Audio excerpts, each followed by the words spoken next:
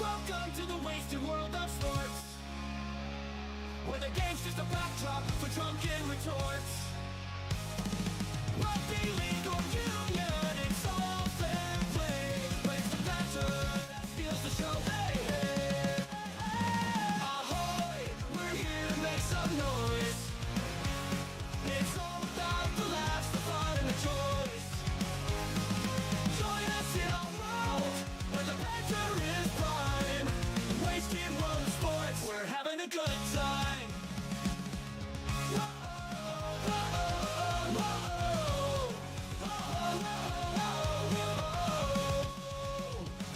Scrums and tries, they're all well and good, but we're here for the jokes and 10 pants less from the kickoff to the final whistle blow. We'll take the 2 and we're ready to go.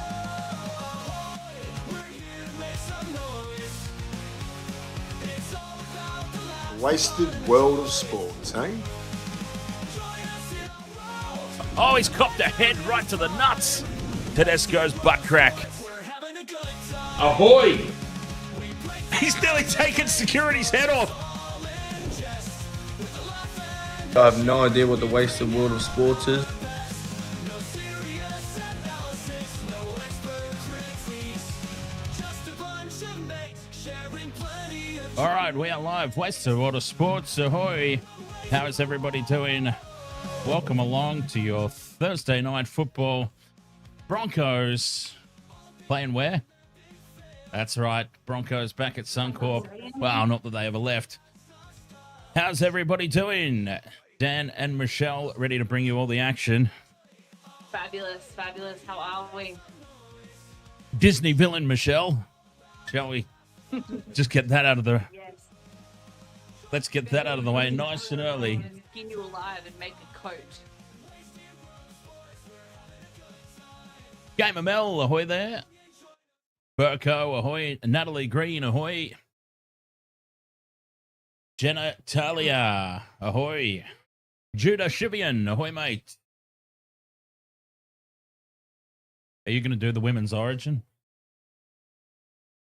Do we want to do the women's origin? No. There's no we. I said, will you be doing the women's origin? Probably not. I'll probably clash with something that, I don't know. When is it? It's on a Thursday, so I'll probably clash with some sort of AFL.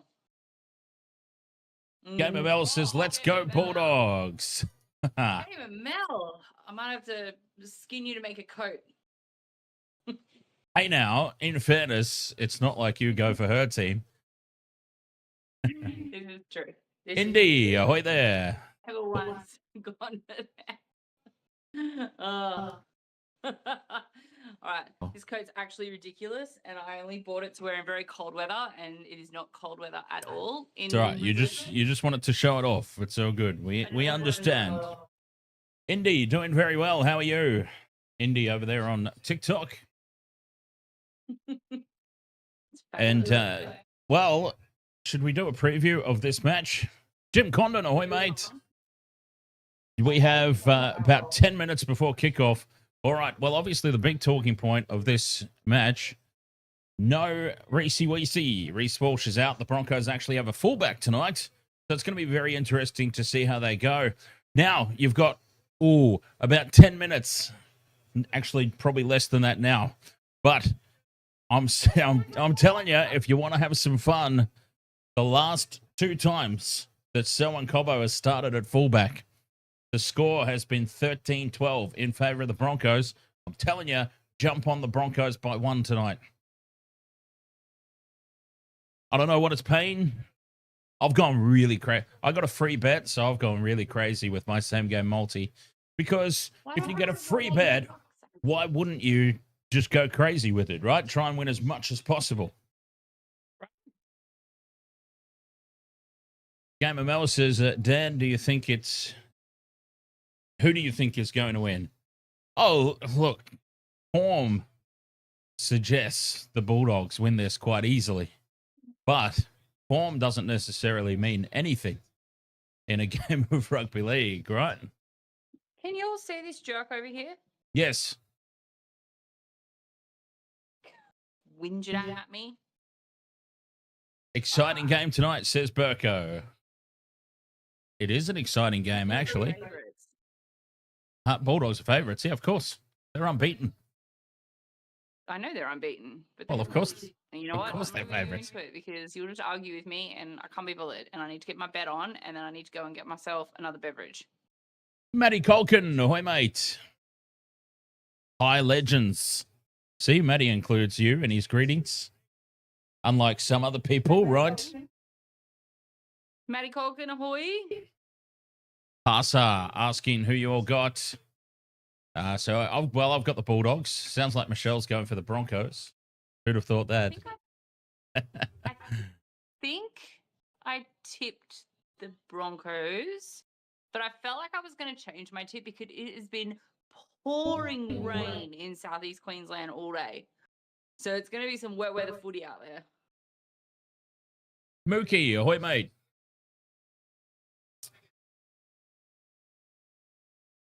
Up the bras, says Renaultson.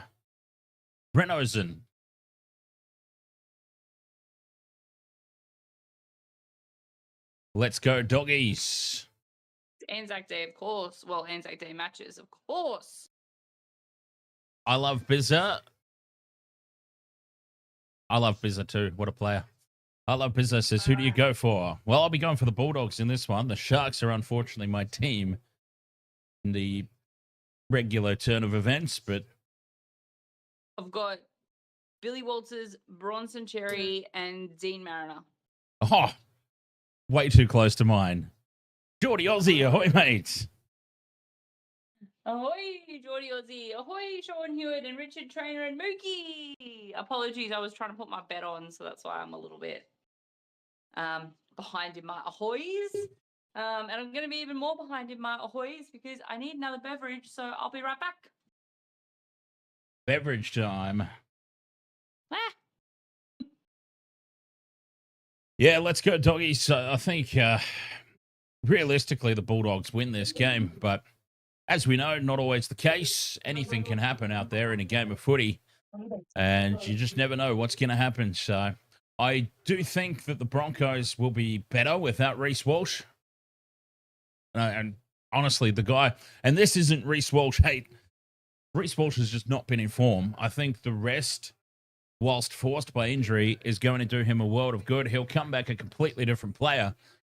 I really, truly believe that. He'll come back in much better shape. And I don't mean physically in shape. I just mean mentally, perhaps. He'll come back and he really was sucking quite badly, wasn't he? So I think this time off will be good for the Broncos and good for Reece Walsh himself. Harry 106 from Papua New Guinea. Welcome along there, Harry. Gordon Warner on the Facebook says, let's go Brisbane Broncos. Matty Colkin, Reece Walsh is pretty much all but ruled out of Origin 1. Same with Harry Grant. Harry Grant is pretty much scrubbed out of Origin 1.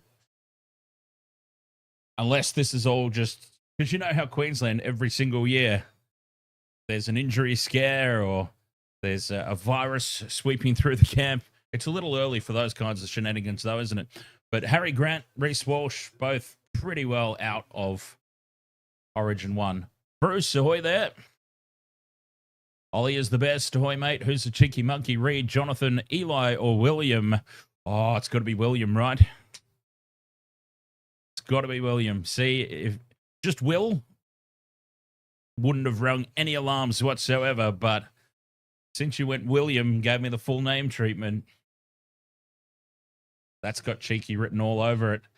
Bruce says, pretty boy not playing. No, he is out injured 4 to 6 weeks.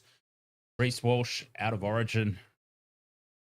And Kalen Ponga's not exactly in almighty form in recent weeks. Mind you, these Queenslanders, though, right, Michelle? These Queenslanders just grow an extra leg when they put that maroon jersey on. They could put anyone there. They grow an extra something and it ain't good. They can pretty much put anybody there, and it'll all be good for them for sure. Did you I was reading something the other day. Apparently Reece Walsh has had his nails painted because his daughter paints them for him, which Yes. I thought was kind of cute. You can't really give a guy grief for that. And I mean, how can we give people like him grief for painting their nails when some of our favorite bands include My Chemical Romance? Like, we can't really do that. Can we say, though, they're way too neatly painted to be done by his daughter. So nobody's believing that. Nobody's believing that for 1 second. I don't know that neat compared to, you know, they look better than, you know, some kids, they got the right touch. Who knows? Anyway, that's what I read, and It could be, yes, it could very well just throwing be. that out there. It could very well be just a calling. It could be his daughter's calling. My Chemical Romance, Gerard Way wore a skirt suit, stockings, and high heels. Or, well, not high heels, but like pumps. Yeah, well, we've got a very good friend that wears a dress everywhere. That doesn't mean anything. I copped a sneak preview of his new lingerie and his knee-high boots. Oh, very nice. Bruce says my favorite band, Kiss, painted their faces. Exactly. So many people out there paint their faces, paint their hair. Look at all the black metal bands. Hang on. How old is he? How old's Reese? 22. 22, 23? Oh God. No, but hey, just out of curiosity, who is giving him shit for painting his nails? I painted my nails all the way up to 25. Boomers. One guy in the chat, Burko, new manicure. Oh, Burko. That's why I brought it up. New manicure. I'm like, stuff it. Who cares? Yeah. Yep. And I must say, Make fun of him make fun of him all you want for being shit at football. That's fine. Huh? I said make fun of him all you want for being shit at football. I mean, that's the easiest target. But don't make fun of him for painting his nails. Dan painted his nails. Yep. You know? God, in the early days of Wasted Water Sports, I was even doing my eyeliner in some of those very early streams to go. It went with my mohawk. Right? Streamers, male streamers, wear makeup because of the lighting. Oh, TV people in general wear makeup. Exactly. So, anyway, we're a little bit off topic while they come out and honor our fallen and those whom are overseas.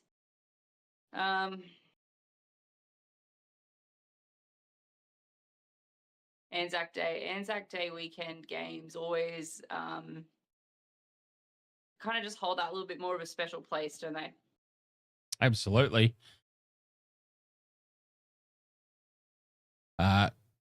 Kabewa Urex says, go Broncos. Ila Richard says, go Broncos. Diehard Broncos watching live. Go, boys, go.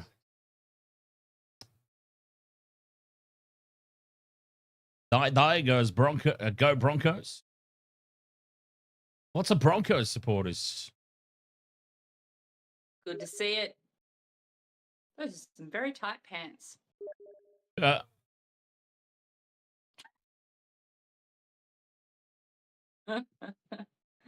Oh, goodness me. James, welcome. Jamesy boy, genitalia. Sorry, rock my balls, ahoy! God, we've got some names in the chat, don't we? I'm full like concerned that cameraman focused on the gun so much there. Matty Colkin says Michelle for Deputy Prime Minister. Oh, sweet Jesus. Oh.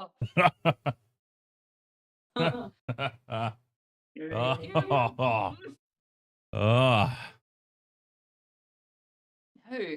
Good Lord, why would that even be a thing?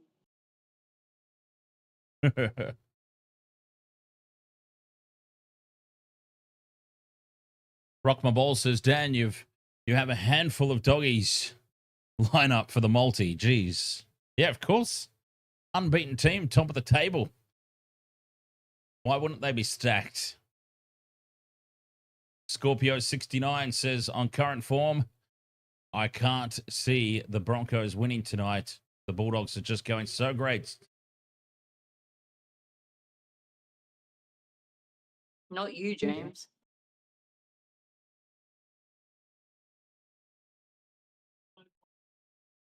If I move, is that going to move the box thing?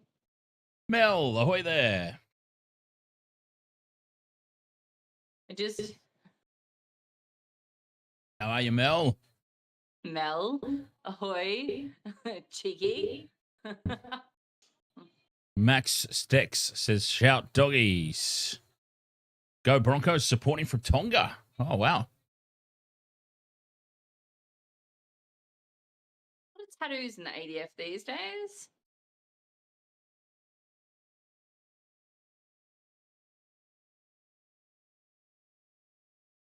Put Michelle as Geelong Cat's physiotherapist. Shh.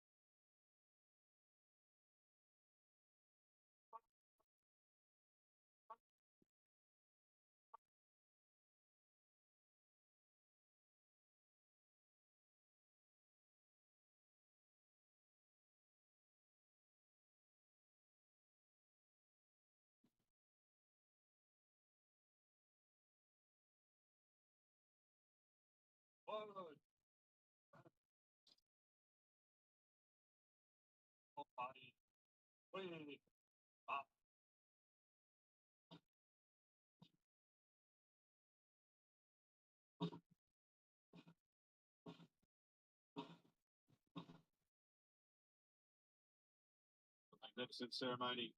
Here we go. Your TV's way too loud, Michelle. Oh, is it? I thought I'd let it run, though, because the last post, of course, was playing. Sorry, I wanted to hear the last post. And now I'll turn it down because I don't want to hear Slater.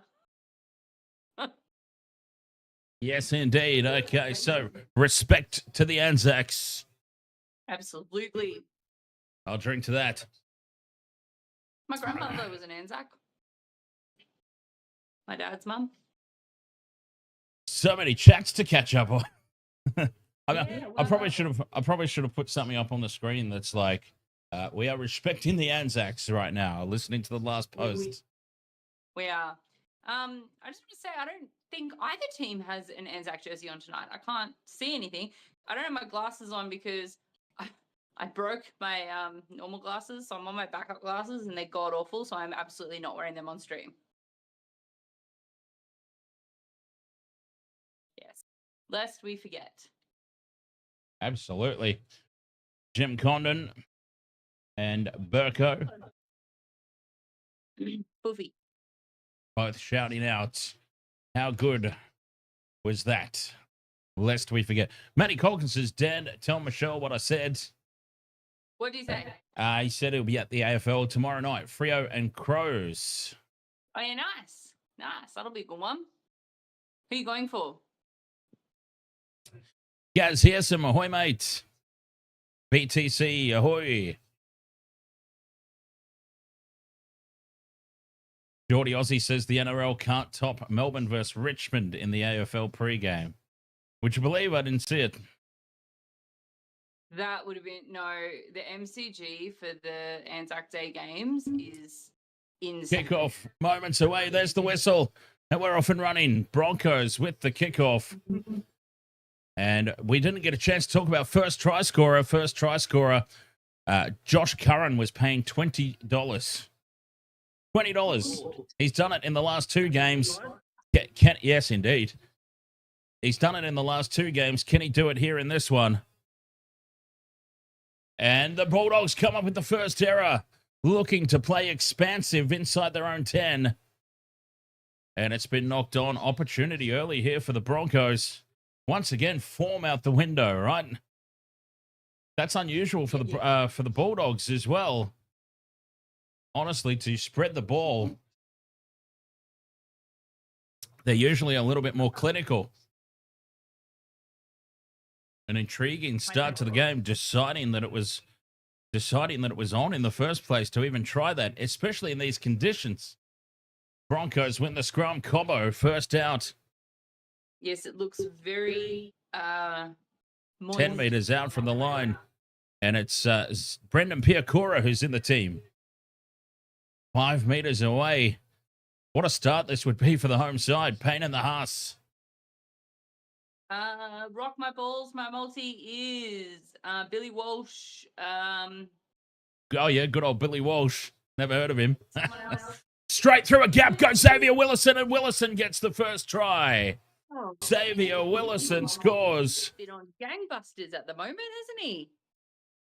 And this is the worst thing that you can do to a Queensland team is give them confidence, give them belief this early in the game.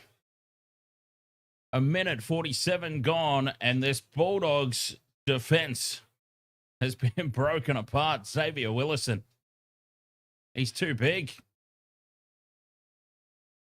Who did I have? Why haven't I had him in my multi lately? He's been scoring. All right, I've got Bronson Cherry, He's a Dean beast. Mariner, and Billy Walters. That guy, Billy Walsh's brother. Wow. 4 points to nil. Dream start for the Broncos. Of all the times for the Bulldogs to decide, hey, let's have some expansive play out of our own end, it's from kickoff. 10 meters out from their own try line. That is completely against anything that they've done so far this season. Crazy. Mookie, a tick off the multi.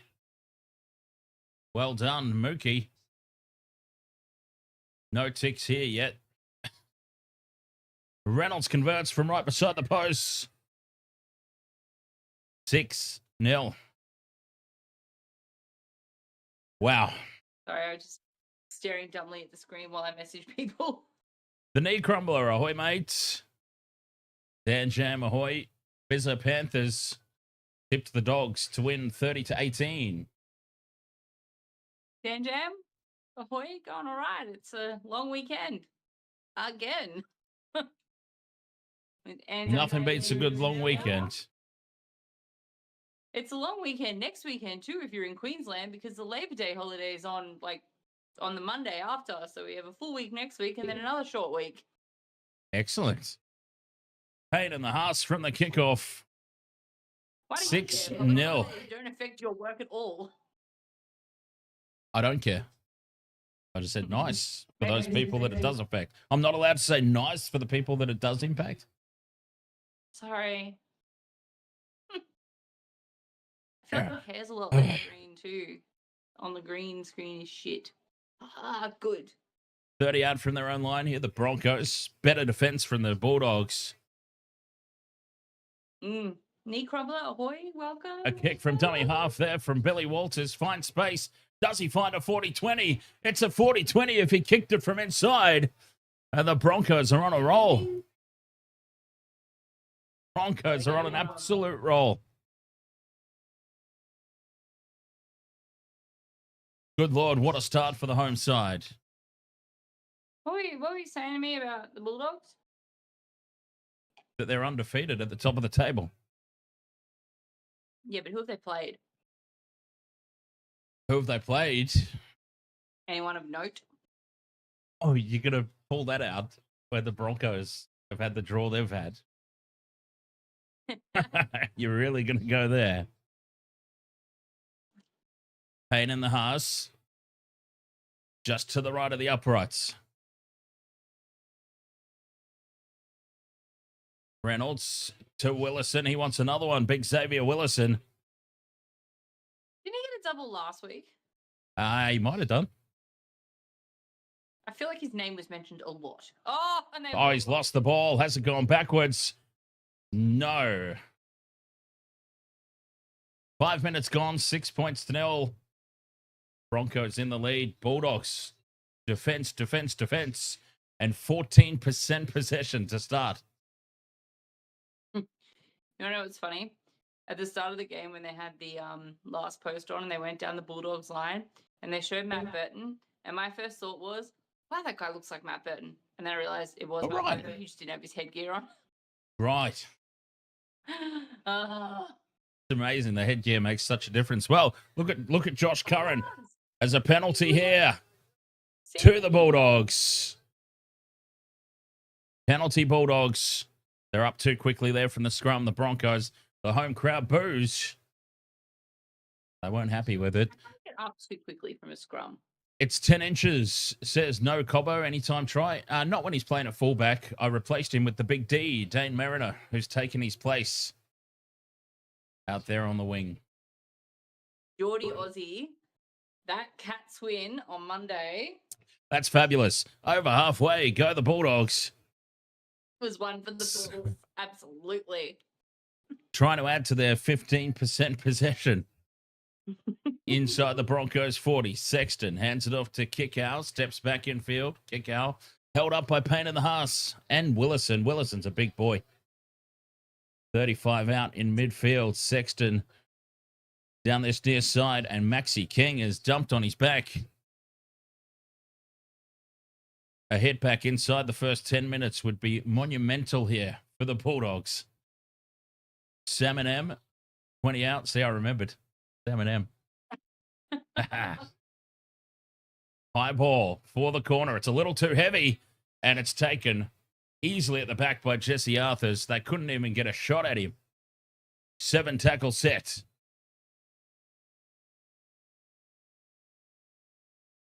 Poor kick there from Toby Sexton. Well, one of the big criticisms of the Bulldogs has been as the Broncos get a penalty here. Shibasaki playing the game well. The milking game, that is. Not a huge crowd there tonight so far. Oh, do you reckon the weather would have scared some people off? Yeah, absolutely. I mean, it's been, I don't know about the south side, but the north side, it's been torrential. And it's come in waves. So, you know, there's like torrential rain and then there's blue sky. And then it's torrential rain and wind again. Not like, yeah, just a little bit. It's been pretty much that all day. Yeah. 8 in the Haas, 20 out from the line. And you can see that field. It's already getting eaten up big time. Reynolds, inside ball for Willison. So heavily involved early on here. Xavier Willison already scored the opening try. Reynolds onto Carrigan. Flat pass at best to Payne in the Haas. Gets the offload back for Reynolds, and Reynolds scores despite being held back. But holy hell, passes don't get too much more forward. And Reynolds is clutching at his shoulder. He's done his shoulder. Oh, surely not. That is popped out. Poor Adam Reynolds. He scores a try the other week, almost does a hammy. Scores a try this week. He's popped his shoulder out of its socket. Well, no guts, no glory. He wanted that try. That's it. He goes down hard on this shoulder, though. Try confirmed. Oh. Goes down. Oh, the grimace on his face immediately. Flings the arm out to score the try. Goes down hard on it. Matt Burton's on top of him. No wonder he's done his shoulder in that play. Well, at least, I was going to say, at least they've got Ben Hunt there. Ben Hunt will just shift to 7. Is it dislocated? No, I don't think it doesn't look like it's dislocated. It's just, yeah, that pass was forward as fuck. I mean, very forward. Oh, monstrous forward pass in the lead up to this try, but I mean, I don't think that's really a thing in 2025. For any team. We won't be biased. Clutches at his shoulder immediately. Oh, it's still raining in Brisbane. Oh, no, is that rain or is that, yep, it started to rain again in Brisbane. So get ready for some wet weather footy. Looks like Reynolds is going to troop on, but he won't be taking the goal kick. Selwyn Cobbo from right in front.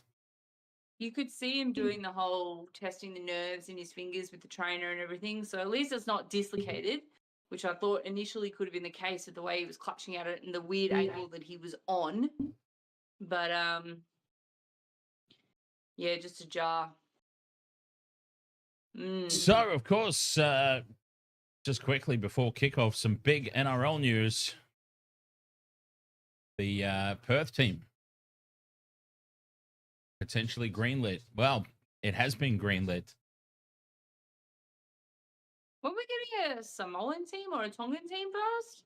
Yeah, PNG team first. PNG? Wrong Yeah. country? Yeah, that's happening. The Perth team will be in 2027.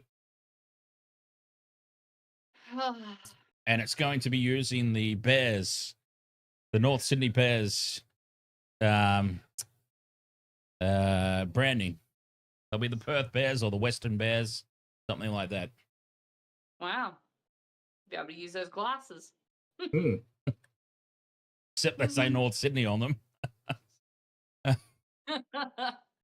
Just cross it out. Oh, we've got a problem here. Josh Curran being called out for high direct contact. And this will be the end of the game. Josh Curran's about to be marched for 10. At least. Contact on Payne Haas. The guy's a bloody giant. Although Josh Curran's not exactly tiny. This will be at least 10. I think this is a straight send-off. Oh, 10 in the bin. 10 in the Lucky bin. there. Lucky. That could have been a straight send-off there. Joshy Curran. 10 in the bin. Whilst we wait for the next. Oh, yeah. Yeah, that's a big. Straight on the chin of Payne in the Haas. Yeah. While we wait for the game to restart quickly, there was a terrible, terrible hit on one of the Cats players in the AFL on Monday, and he was knocked out. He's going to miss 2 weeks. He was knocked out so hard, and the player that got done for it is getting like 4 weeks suspension on it. It just doesn't feel like enough. Fair enough. And another penalty now to the Broncos. The discipline for the Bulldogs here is out the window. Back-to-back penalties, a sin bin. Could be more points incoming here. The Bulldogs' discipline has been atrocious Never mind the defense. Rock my balls. Just as long as it's someone in my multi. They find touch 40 out from the line and go straight back on the attack.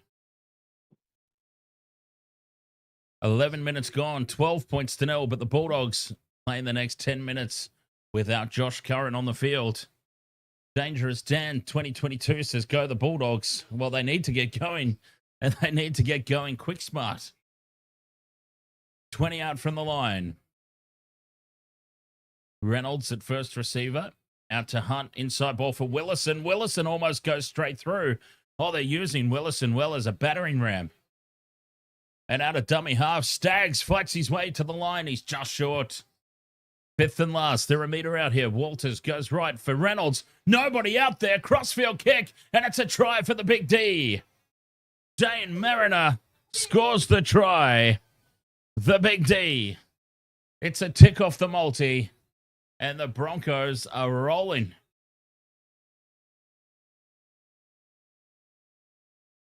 $16-0, 12 minutes gone. There's the one-man advantage coming into play. The kick pass from Reynolds out wide, perfectly placed. And an easy try there for Dane Mariner. Welcome back, the Big D.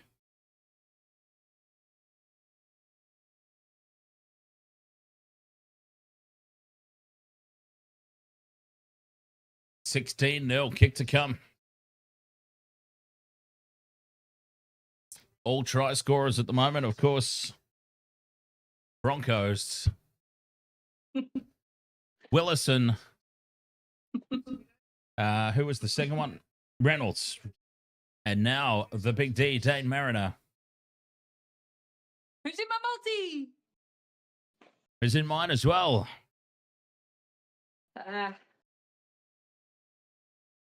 The only one. The only Bronco in my multi. Oh, I had that other guy, Billy Walsh. Reynolds from the sideline takes back over the kicking. It's hooking back around, and they can do no wrong at the moment, the Broncos. Converted from the sideline, and 18 points to 0. Isn't it amazing what can happen with no Reece Walsh in your team? Did you tip them? Of course not. Well, clearly not that amazing. Sorry, Dan Jam. That's what I've been doing every time on the stream. Every time I come back when I've had my video off, I've been like right up near the camera, so now I just do it for fun. The first couple of times were an error. Now you can see my wrinkly forehead.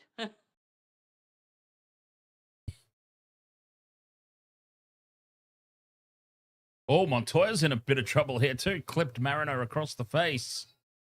Oh, that's fine. On reports. Back underway, Bulldogs. It is pouring down with rain. I dare say the Bulldogs have to be the next team to score. And they have rocked Payne in the Hearts backwards. That's better. That's how it should have first been. That's how it should have been from kickoff. And a mistake from the Broncos. Here's an opportunity. Kick out. 10 meters out.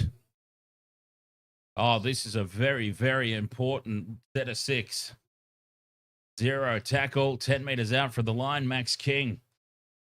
Froth and Fury, rock my balls. Froth and Fury. 7M off the set restart to kick out. Backs into the defense. Do not underestimate how big a moment this is. They've gone for the early kick, and it's lost forward by the Broncos in an offside position. No, it's been taken out.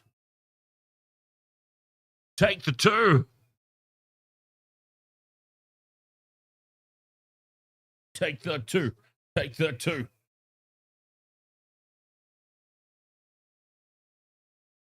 No. Tap and go. That tap and go indeed, and it's Preston who'll play it 10 meters out from the line. Such a crucial period of play. Sexton inside for kick out. And beautiful work there by Billy Walters, just chopping the legs out. 6 again, says the referee. Sexton to Burton. Burton dummies, takes the line on, and Boy, that's the wrong person to take on Xavier Willison. Sexton in midfield. To Sam and M. Bereft of ideas at the moment. The Bulldogs. Bereft. Just to the right of the post. They go left for Burton. Wants a runner on the inside. Didn't have anybody. They're all flat-footed. Sherry now starts to run across and backwards, and they've lost about 10 meters. Couple of tackles left, though. Inside ball there from Sexton to King. Fifth and last. Broncos defense holding firm. Burton. Short ball to Sam and M. And Jamin Salmon's held up a meter out from the line for the handover. And the Broncos, what a defensive set that was. Although the Bulldogs didn't really ask too many questions, it was still very well defended. El Padre, ahoy! Oh, Burton's in trouble. Matt Burton's off. Now they're going to lose Burton for a HIA. He got himself in a very awkward position there. He'll get replaced, though. It's not a loss.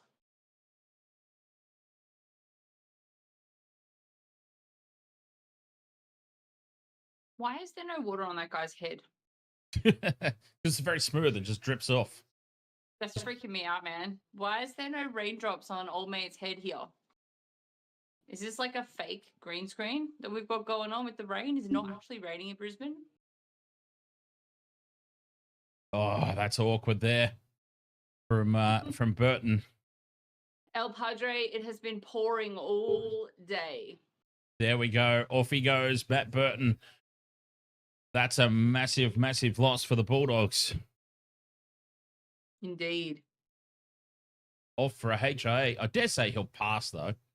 Surely he passes. It seemed too bad, but it seemed fairly. Look out for everybody these days. And he's got his headgear, which would lessen the impact. Apparently. But anyway, well defended by the Broncos there. 16 and a half gone. They lead 18-0. 3 minutes 45 left for Josh Curran. And Kurt Mann, I'm assuming, will come onto the field for Matt Burton while he's off for the HIA. Your guess is as good as mine. Fifth and last on halfway, the Broncos. Down the short side, the kick is charged down by Kickoff, and it's 6 more tackles. Honestly, do not charge down the ball. I would be coaching my teams to not charge down the ball. Reynolds onto Cobbo. Cobbo gets the offload now for Shibasaki, and Shibasaki scores off the back of a charge down. Oh boy, that's a rule that either needs to change or you coach your teams to not even bother. How many times do we see it? A charge down. All you do is give away 6 more tackles. They didn't need the 6. They immediately went wide to the left, used the extra man advantage. And it's another one for the Broncos. Because it still went up and over. But yeah, not great. I don't think anyone from the Bulldogs, Adam Reynolds didn't even know where the ball had gone. So I don't think anyone on the Bulldogs side had absolutely any awareness of where that ball had gone.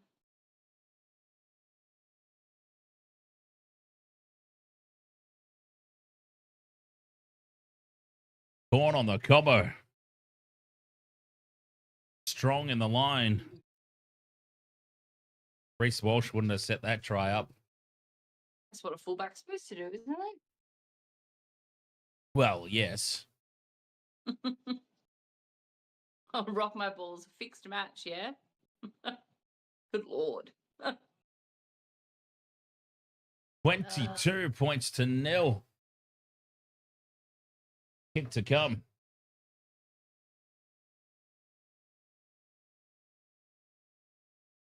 Wow.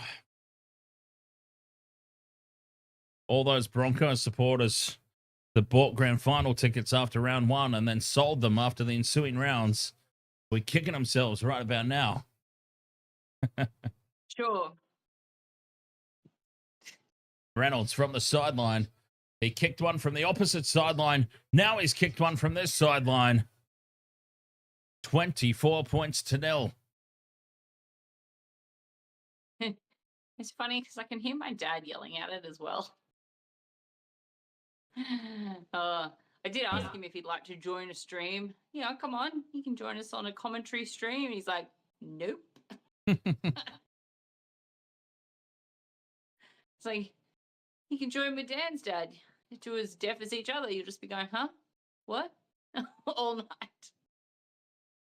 Seems more like a Family Guy skit.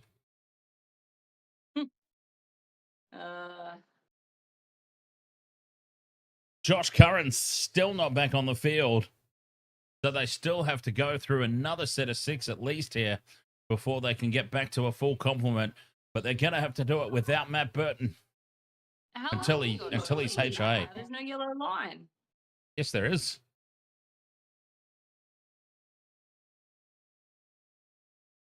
Can't see. Oh, maybe my screen's a little bit weird. I'm There's watching on a very old TV. a yellow line on my Channel 9 anyway. Drew is a Broncos fan from Missouri. Welcome along, Drew. Oh, Payne Haas gets the offload. Straight ahead. Says Selwyn Cobbo. 5th and last on halfway. Reynolds with the kick. No. Finds the grass, and Tracy, it pops up for him in the end goal. They're racing through on him, and Connor Tracy only just gets back into the field of play. Marcel Montoya. Oh, here comes Josh Curran now. He's up on the sideline. Oh, they've lost the ball. It's gone backwards. And Tracy scoops it up, but this is tackle 3 inside their own 10-meter line still. Momentum, such a hard thing to wrestle back when you've lost it. And boy, the Bulldogs have lost all the momentum. Stephen Crichton spreads it wide. Preston to Carraz. Carraz is caught. Danger signs here. He's over the sideline. He was held up off the ground and taken into touch. But they had to try something. Carraz was shown the sideline and over he went. Did anyone else see Curran almost take out the touchy when he came back on the field? No. When running down the sideline, the touchy's running in the other direction and they almost ran into each other. He almost set off again. Excuse me.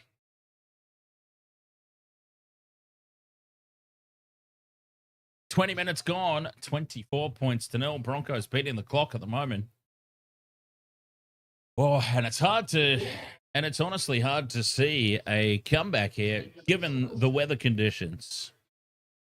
I mean, if it were a dry track in modern day rugby league, you wouldn't even think twice about a 24-point margin. But in these conditions, 24 is surely insurmountable.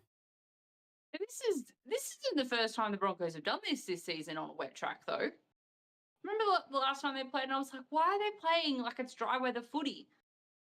It's just how they play. Both teams were, but Now they've got an overlap again, but Cobbo spills it out the back and into touch. Was that all for Bulldog? We wait for the referee's decision. It seems like it's going to be Bulldogs' ball. Yeah, both teams that night were like, screw this. Don't care about no rain. What game was that? I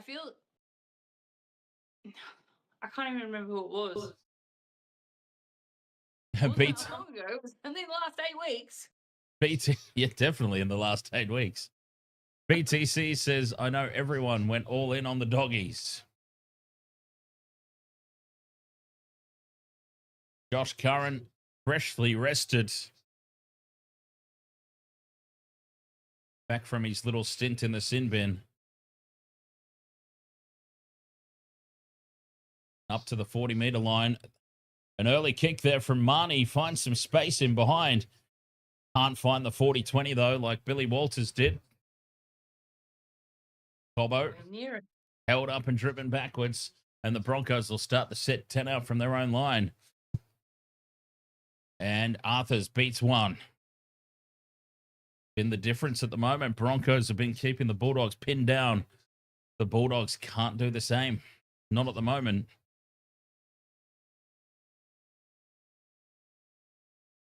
The Big D My only tick off the multi because he's my only Bronco in there.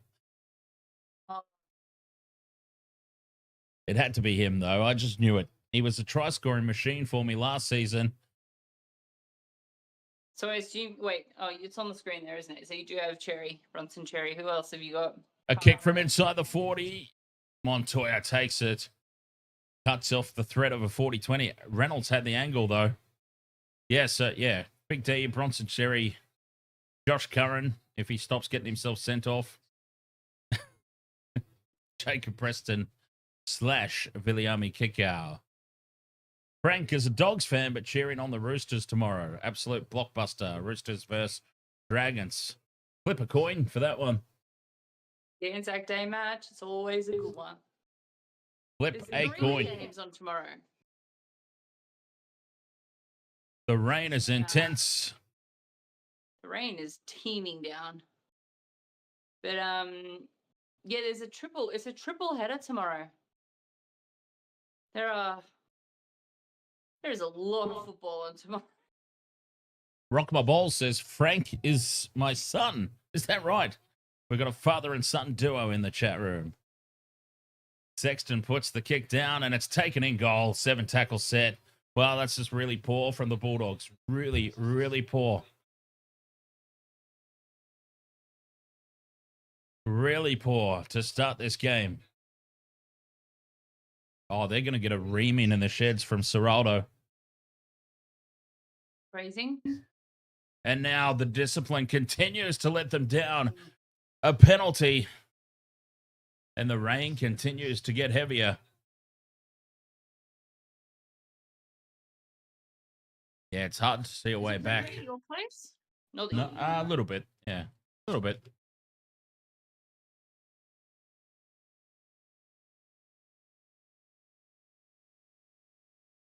A little bit.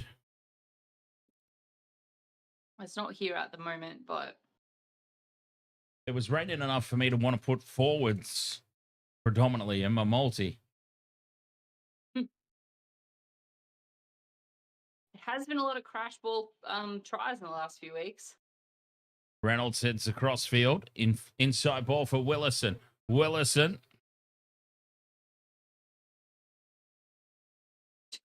20 meters out in front of the post. Billy Walters plays it. Payne in the Haas. Straight up the middle.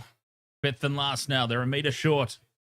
Give it to Billy Walters. Walters grab a kick into the end goal. And it's gone dead. 7 tackle set for the Bulldogs. Oh, he's caught a goal line dropout. Has he? It is a goal line dropout. Touched by Carraz. Ooh, you reckon? It's been confirmed. Goal line dropout. Oh, they can't even get that right, the Bulldogs.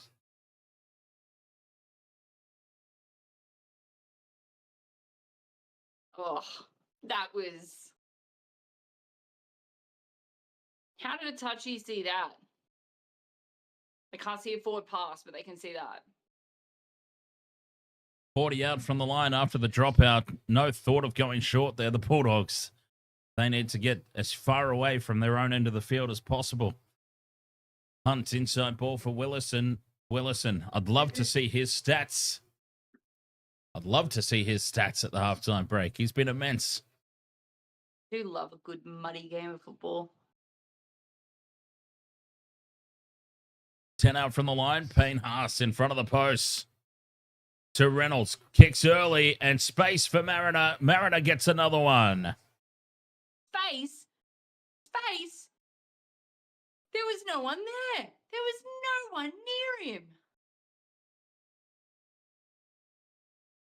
My goodness. Did I just see lightning or was that the lights from the stadium? Oh God, who knows at this point? But that was. Look at how much. There was nobody near him. 28 points. Field. He could have done. I don't know why he didn't. He wants to give Reynolds a test in this weather. He's like, no, I've got it. I'm falling over right here. That's insane. What were the Bulldogs doing there? That's a play straight out of the Reece Walsh book, being so far out of position.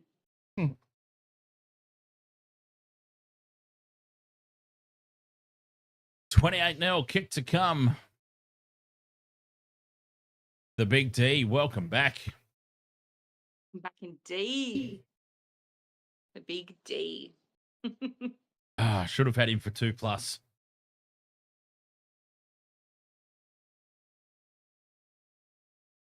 Should have had him for 2+. All right, Reynolds. He's already popped one from this side of the field, but it was in much drier conditions. Those people are going to get pneumonia. It's hooking left. It's hooking left. It hits the post and bounces away. 28 points to 0. 28 minutes gone.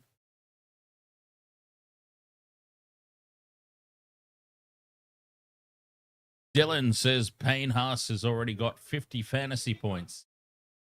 So, Not even. He's not even in my team. Other than me? He's not even in my team. Why isn't Payne Haas in your team? In my fantasy team? Because you've only got a limited budget and I spent my money elsewhere. I spent my money in the halves and fullback. Therefore, I could only afford Fanua Blake and Utukamanu. Matty Burton's looking to come back on the field. Standing next to the trainer whose head beads no water.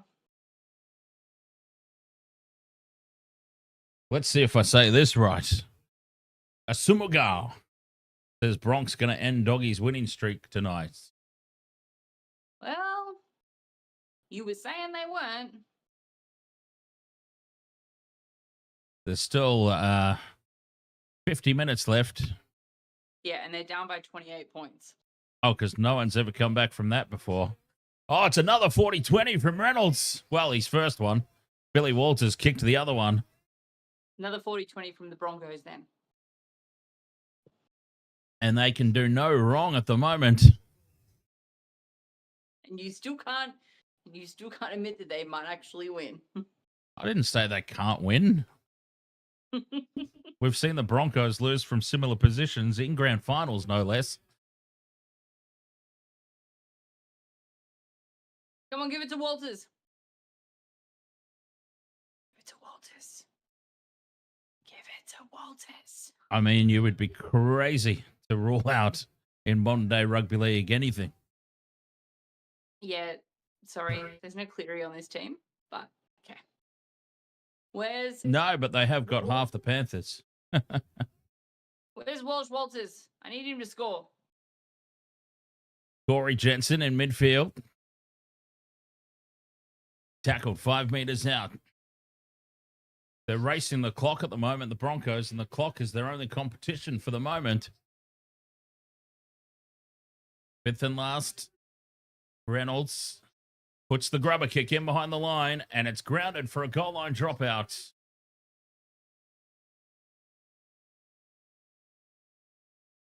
Alan Kango says, go mighty Bronx. Stephen Crichton, low, flat restart. The grubber kick. I don't know if that was meant to be a grubber. No, it's about all you can do, and it's about all you can do on wet turf like that. A golden point finish would have been interesting to see who the hell could kick a drop goal in these conditions. Oh. Numbers again here for the Broncos. Space for Jesse Arthurs. Arthurs with the in and away. Scores in the corner. Well, I feel like this could be... Yeah. This could be anything. Mookie, what made him stack his multi with Bulldogs was arrogance. Oh, it was so arrogant to think that the undefeated top of the table team might actually win a game of footy. Oh, that is just sickening arrogance. against a team that hasn't done diddly squat for the last 4 weeks. Yes, how arrogant of me to think that. Yeah, that is still sitting at 5th. So they might not have been doing much for the last 4 weeks, but, as we know why they lost last week. And he's not out there. And we shouldn't have gotten to that point anyway, because Old Mate should have kicked his conversions. I hope he's been practicing them all week, his conversions. Who? Metcalf? Oh, you're still on about poor Luke Metcalf. It wasn't clutch. It's not clutch if you're saving your team from a defeat that you put them in that position. Absolutely clutch that he stepped up and kicked it in Golden Point from halfway. 100% clutch moment. Whether or not it was his fault they ended up there or not is irrelevant. It was a clutch moment. You only call it clutch if he didn't put them in that position. I think you need to look up the definition of clutch in relation to sports. No. Reynolds from the sideline. He's been kicking well in these conditions. It's hooking back, and it hooks back through. Did it? Yes, it did. Oh, God. That's crazy. Did you see how much water was on the sideline when he went to kick that, though? We ran out of a pool, basically. I'm not bitter, Mel. I just don't want to call it clutch. I'm not bitter. Reece Walsh lost us the game on that play, and he knew it. Everybody in the world knew it. She just doesn't want to call a clutch moment clutch. I'm not going to call it a clutch moment because the Warriors shouldn't have been in that position because he should have kicked a couple of more conversions. He missed like 5. You shouldn't be doing that. Not at this level. And we've got time off. Is this a penalty or just a time off? Just a time off, I think. Did you? Oh, shoulder to the head. Shoulder to the head. Another one. Was it or was it just water coming off of the head in the movement? Shoulder to the head. They're going to have a closer look at it. The Bulldogs could be down another one here. Definitely going to be on report. He's already on report once, if that's Marcelo Montoya, and he's going to be sitting down for 10, I think. No, it looks like 15, I think. Who's 15? Tupanua. Satili Tupanua. I was going to say, Montoya's already on report. It is 10 in the bin. The Bulldogs have another one sat down. Well, it was pretty obvious, that one. So...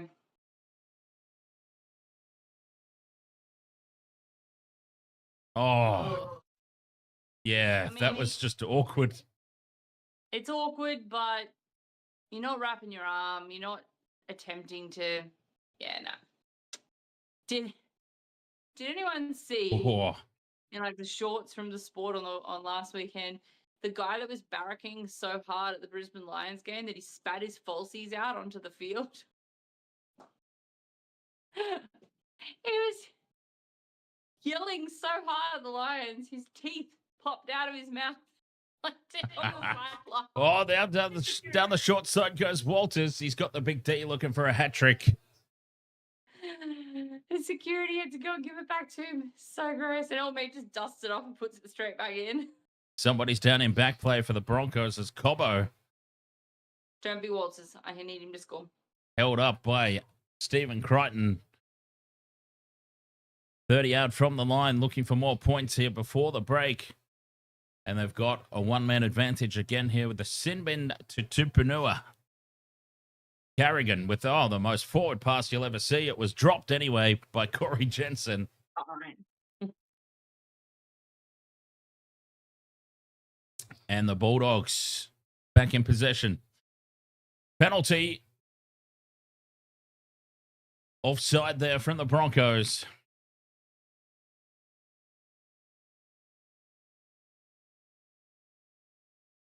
Reynolds is favouring that shoulder again.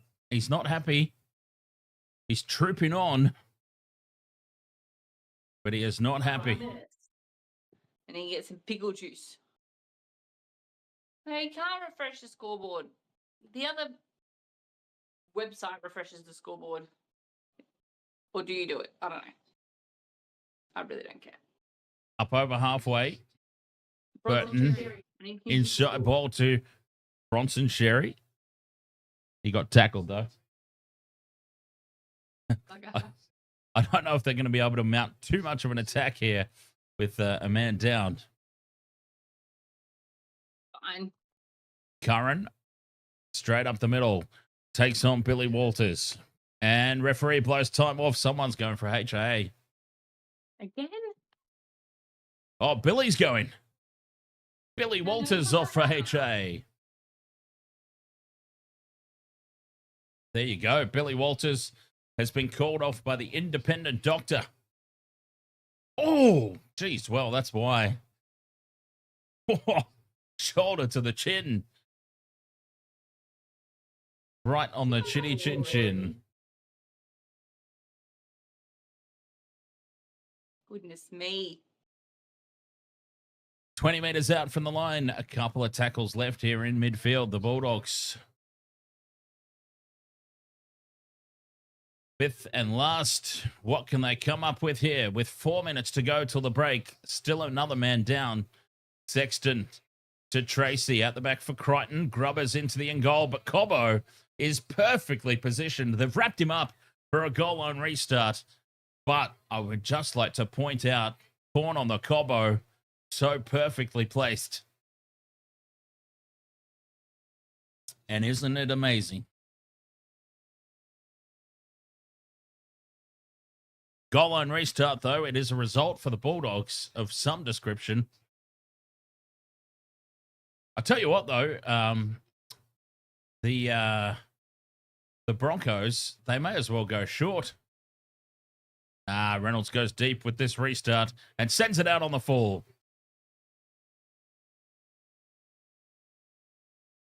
Puts it out on the full. Penalty Bulldogs. Oh, the knee crumbler.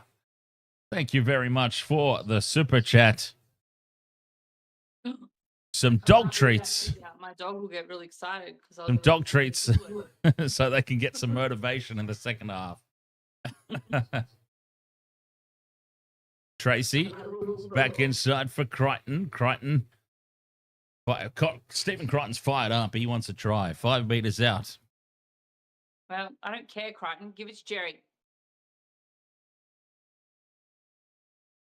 Oh, Sherry. I thought you said Jerry. Trying to think who Jerry is. Sexton caught with the ball.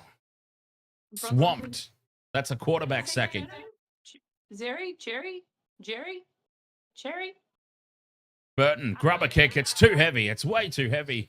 And it's just shuffled over the dead ball line by Arthurs. Anyway, goal line restart.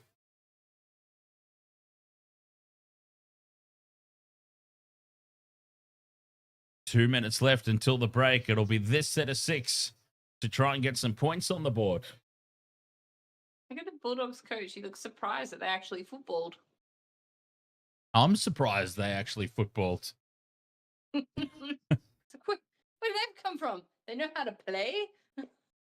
Reynolds kicks it over halfway. Kick out. Traps it with his chest. And now winds up. And getting dangerously close to the sideline in these conditions.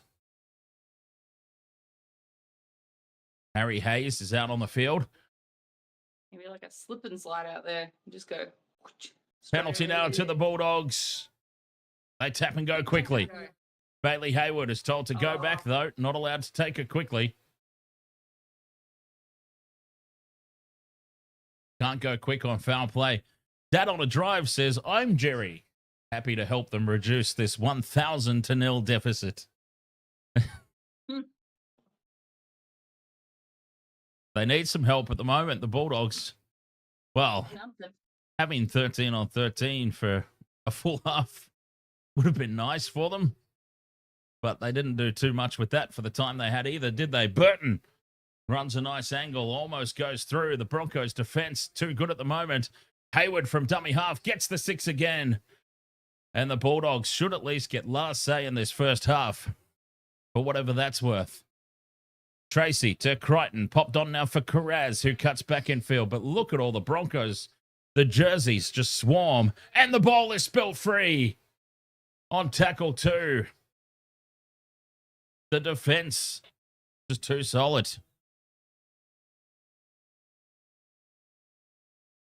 Just way too solid defensively. Never mind the attack. Defense is what wins premierships. And the Broncos' defense tonight has been next level. Ronnie, down this near edge they go, and dumped in the tackle by Carraz. What a tackle. Willison chopped down by Hayward. That's how you do it. Bailey Hayward straight onto the ankles. And that will be half time.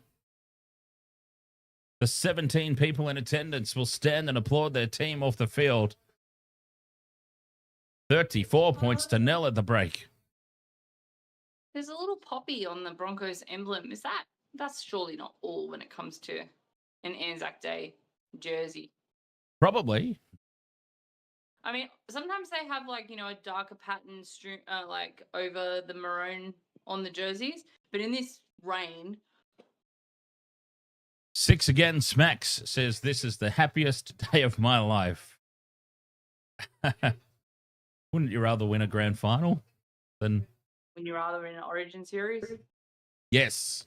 I know I would, but that's because my team sucks. My team won't be anywhere near a grand final not in my lifetime.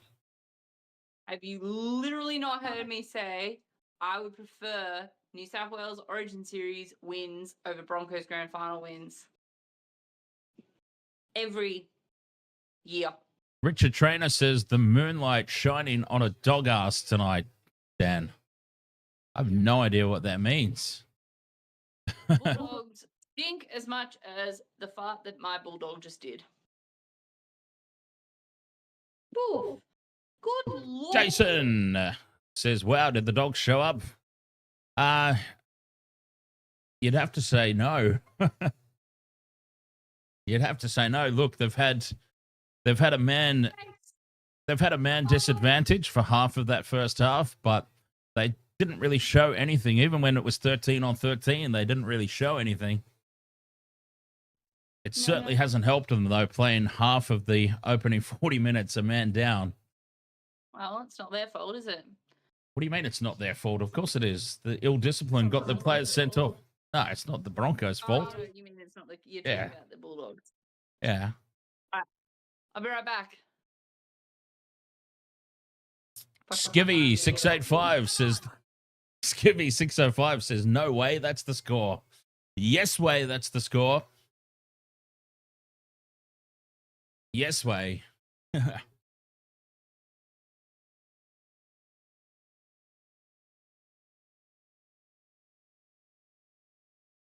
It is the score. Look, Broncos coming off 2 losses. When you're a good team and you're coming off 2 losses, you don't want to lose a third. So you've got a lot more determination. The Bulldogs is a good team. The Bulldogs undefeated at the top of the table. You start to the intensity can start to drop. One side is a little bit more desperate than the other, and when those sorts of things happen, you wind up with these sorts of mismatches. Add on top of that, as I said, the Bulldogs have played 20 minutes of this opening half a man down. It doesn't help. I'm not suggesting that it would have changed all that much. It certainly would have changed the scoreline. The Broncos would still be up like maybe 18. They'd still easily be up 18-0. Or maybe not even nil. Maybe the Bulldogs would actually put some attack together. In other words, it's the Broncos' night. Yes and no. That makes it sound, in my opinion, Richard, that makes it sound a bit too much like luck. I don't think there's been anything lucky about this whatsoever. This has just been a really solid, determined, all-round performance. And I'm going to say it again. What a difference it makes when your team actually has a fullback. The Broncos, they've won their last 2 games. I actually think somebody raised the point, and I'm not sure if it's true or not. The Broncos are undefeated with Selwyn Cobbo at fullback. Now, I don't know how big a sample size there is for that. I don't know if it's true or not. I didn't really care enough to look into it, to be honest. But if that's true, I mean, that should tell them a thing or two. Broncos undefeated with Cobbo at fullback. Cobbo's been immense. They've had a big body carrying from the back, which is very, very valuable in these conditions. I mean, imagine these wet conditions, Reece Walsh not being able to get to top speed, running the ball from the back. He'd be getting driven closer and closer to the sideline every single time, or getting driven back 10 or 15 meters with every carry.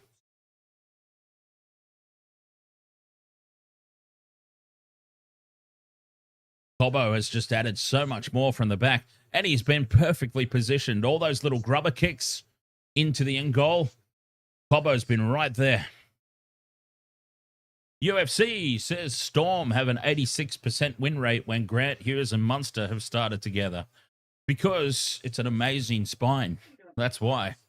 And throw Pappenhausen in there, or Nico Hines when he was there, or Nick Meaney can slot in at fullback. That's why that is. So yeah, it's just been all those little situations. And you can't, once again, I'm not trying to pin it all on Reece Walsh, but all those little scenarios throughout the course of 40 minutes, 80 minutes that Reece Walsh gets them in through his mistakes, whether it be they don't complete a set of 6 because he drops it or throws a forward pass, whether it be that he loses 15 or 20 meters running the ball back out of territory. They're not having that tonight, and it's making a world of difference. Cobbo's been perfectly positioned defensively every single goal line set where they've even slightly been under the pump. Making an absolute world of difference here for the home side.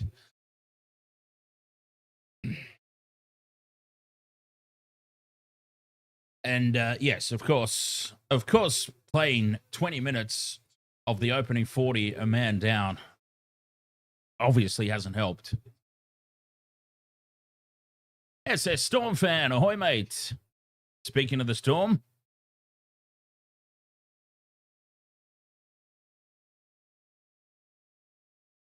a member for 11 months from the stands. Thank you so much, SS Storm fan. Channel member, almost a year. Oh, speak of the devil. Danica Mason in the sheds there with Reece Walsh. Interview time.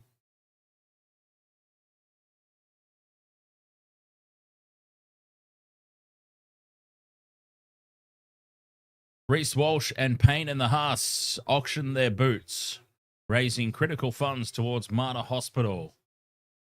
There's a Channel 9 telethon on? I had no idea.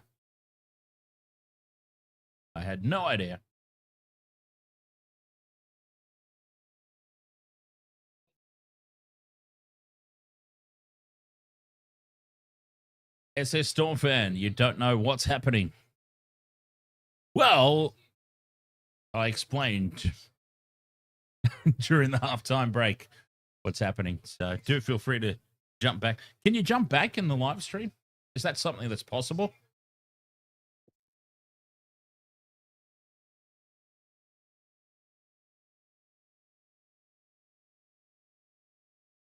I think it's possible. I have something for you.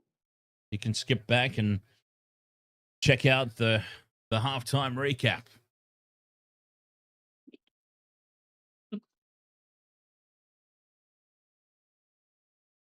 All right. Should be kickoff for the second half.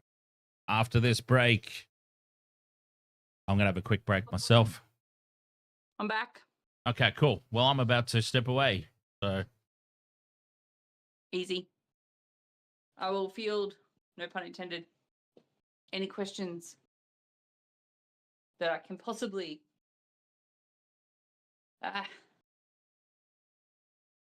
what? No, I have no more treats for you. On your bed.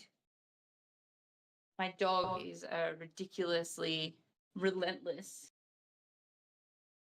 thing when it comes to Treatos.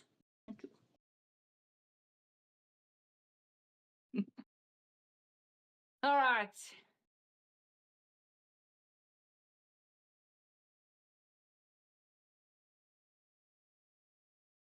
I feel like I've already said hello, ahoy to Jason Dunn, SS Storm fan, ahoy. Although, I don't know if I can say that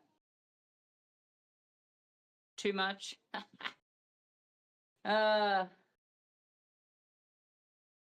missed most of the halftime stuff. I apologize. I had to top up my beverage and give my dog a treat because he's cranky as.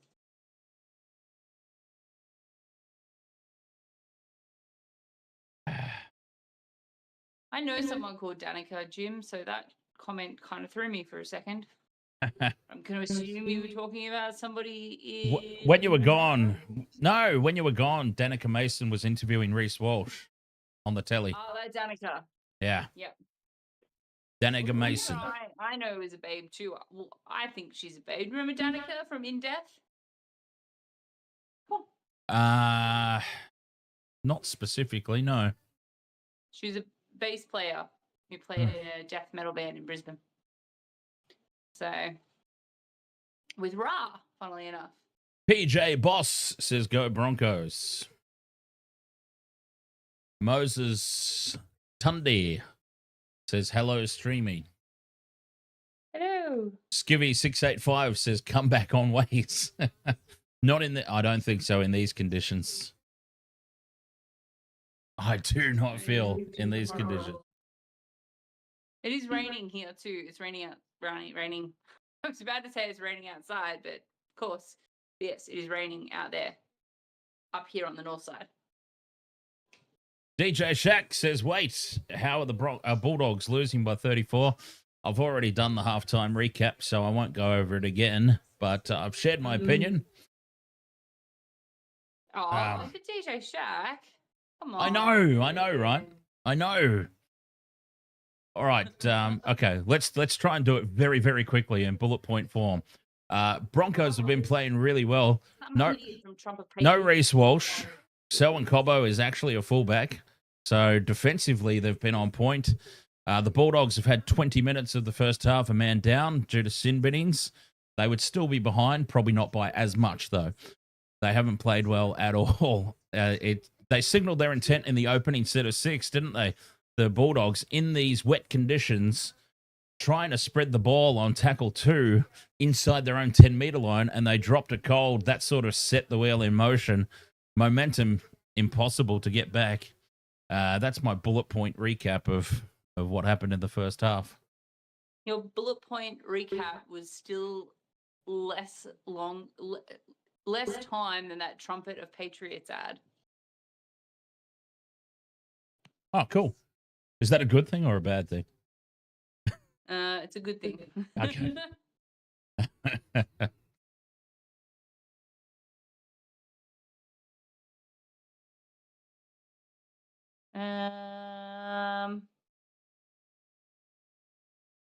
Inai Araho says, let's go Bronx. Blair 420. Oh. 420 would be good right about, but I digress. Yes, Wasted World of Sports, live on YouTube, live on TikTok, live on Twitch, live on Facebook.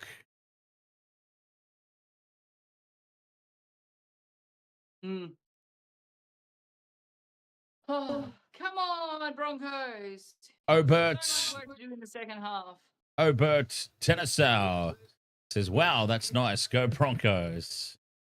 Richard Trainer says, so the Bears are returning to the NRL, but coming from Perth. Yes, it's not the real Bears. They've just slapped the Bears logo on a Perth team. Whoop-de-doo. Well, I mean,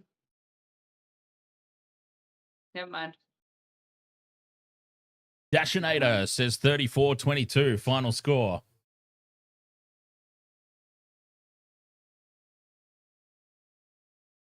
You're a new period, UFC only fams. That explains it. I reckon UFC, I reckon you still care about your Canberra Raiders. I can't imagine anything in life, any sort of scenario where you don't care about your beloved Canberra Raiders.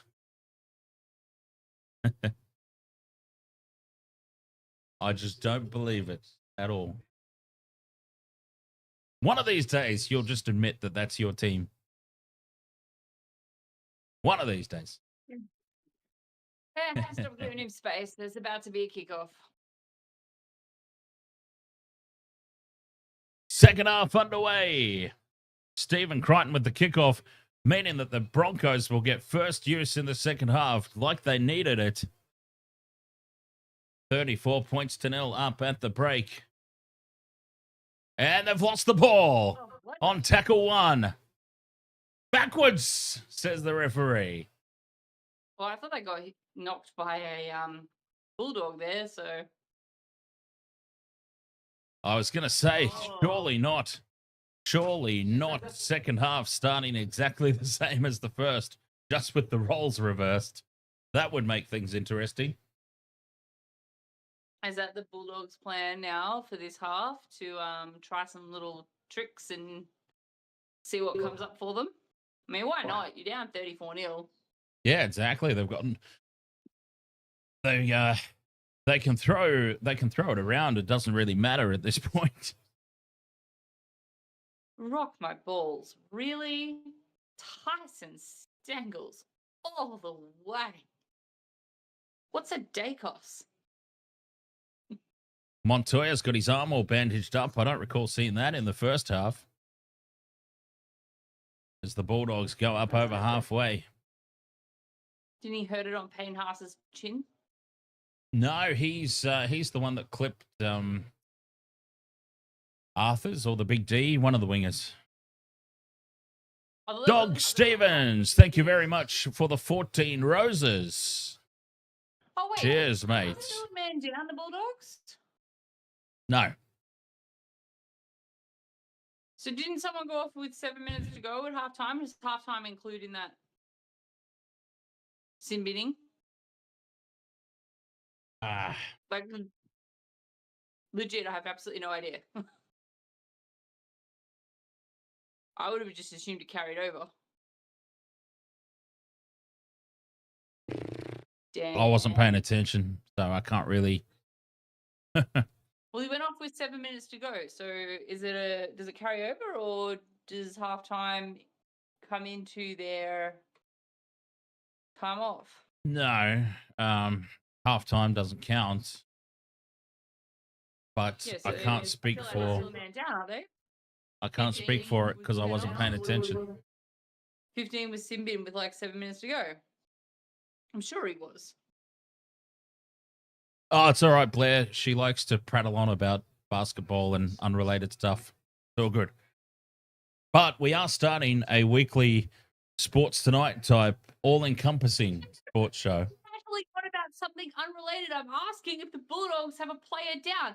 Oh, no, he's talking about... Related to the game we were watching. Calm your tits. He's talking about earlier when you were talking about random players from a completely different sport. Answering rock my balls. Calm down. There wasn't anything happening on the goddamn screen anyway. We weren't 10 meters out. There wasn't 2 points in the balance. There's still 2 points in the balance. Half a footy to go. I'll give you bloody 2 points. Remember, super chats for the mute Michelle button. Yeah. Mm. And by the way, thank you once again, Dog Stevens, for the 14 roses. Fifth and last here for the Broncos. The kick downfield from Reynolds inside the 40, but the Bulldogs cut this one off. Did you actually mute me just then? Because I can't hear your volume. No, we're still all good. Okay, then my thing just went real weird. I don't know. I can't hear you now, so. Karaz up over halfway. Mailu. Ahoy there. Welcome along. Through the hands. Burton to kick out. They've created space here, the Bulldogs. Montoya down the sideline. Well tackled by Katoni Staggs. Fifth and last. Sexton puts the ball high into the corner. And it's been batted back by Crichton. 6 more tackles, though, says the referee. Curran ducks under a tackle. Heads back towards the post. Just a couple of meters out. And a penalty now to the Doggies. For whatever that means in our referee workout video. Ruck interference, apparently. Will. That's Will Main with the new name.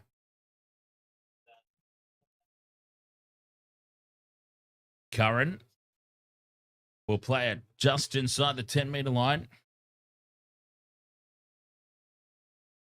Sexton, flat pass there for Kickow. He's done well to hold on in these conditions. Viliami Kickow. Sexton out the back it goes, and the Broncos defense just too good. Burton down the short side to Kickow. Gives it to Montoya. The 1 week I don't put the son of a bitch in my multi. God damn it. The 1 week. Marcelo Montoya. And the Bulldogs finally on the board.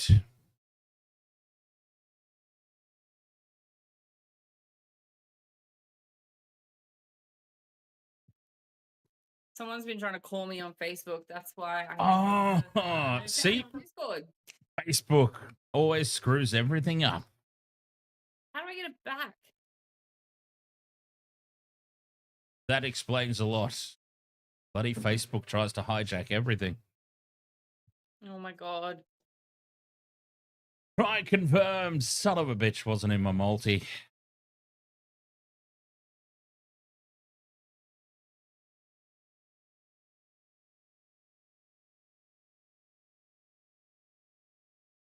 That was a good play.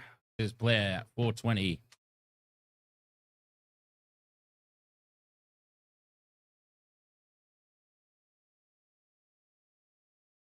Stephen Crichton with the kicking duties. 6 from 6 last week against the Rabbitohs, but I dare say none of that was in these sorts of conditions. Cookie the Bird says this is 2023 Bulldogs behavior. Cricket Highlights, it's your birthday. Happy birthday, Cricket Highlights, as Crichton puts the conversion down the middle. 34-6. The comeback's on. Thank you, Rock My Balls, for answering. Apologies for not responding sooner. I've just been having some technical issues over here. Yeah, bloody Facebook. All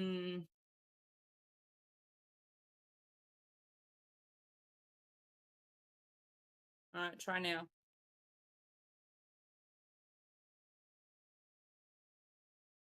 No?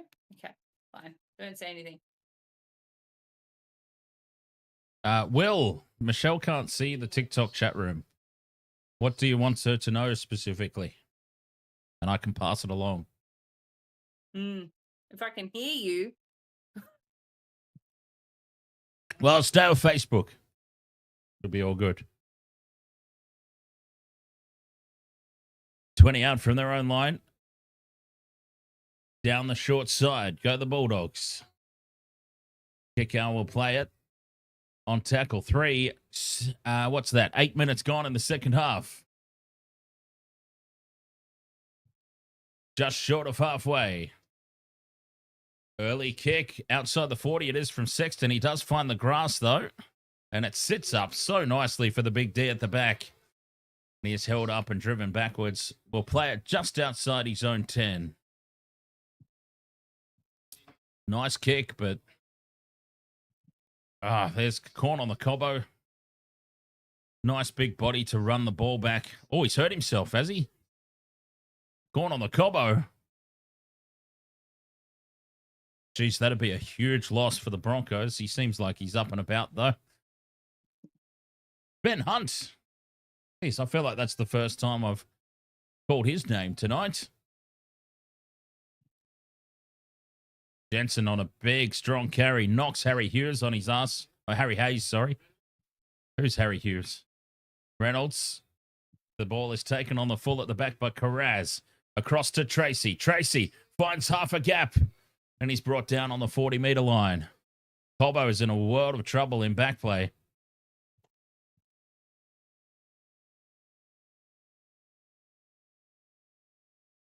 Montoya on tackle 3. 9 minutes gone in the second half. There's Harry Hayes. Absolutely bulldozed in the tackle.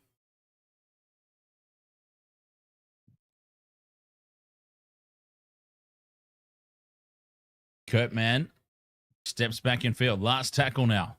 30 out from the line. Sexton slightly skews it off the side of the boot, but it's still contestable. Cobbo's back on his feet. Perfectly positioned and takes the high ball. Caught on the Cobbo. Beautiful work. Oh, it must be amazing, Broncos fans, to actually have a fullback. Like a proper fullback.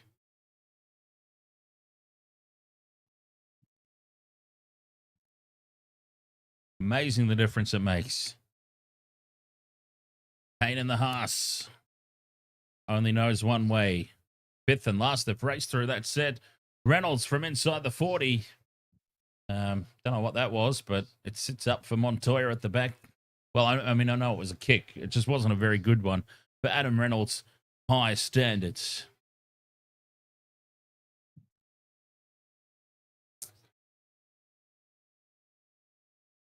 Craig Howarth from a huge Buddies fan. Thank you for finally stopping the Dogs' run.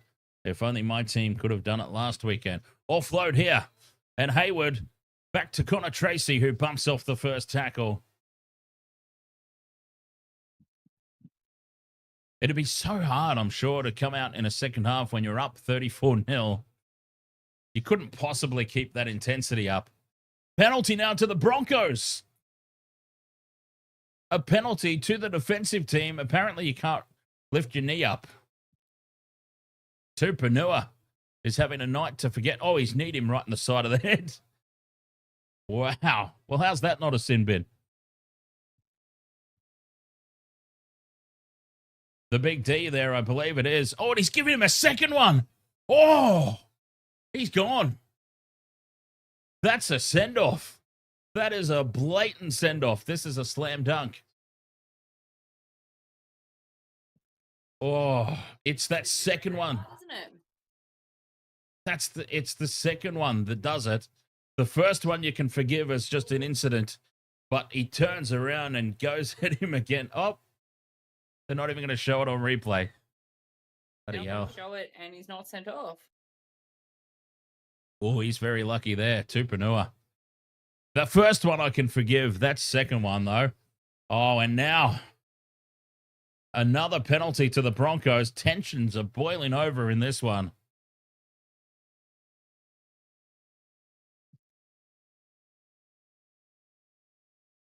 It's already gotten ugly, Reno.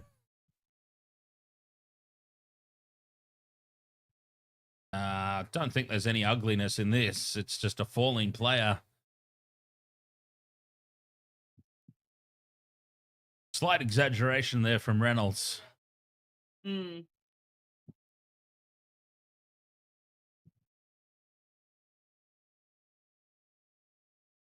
But the Bulldogs discipline. They've been given something to work on.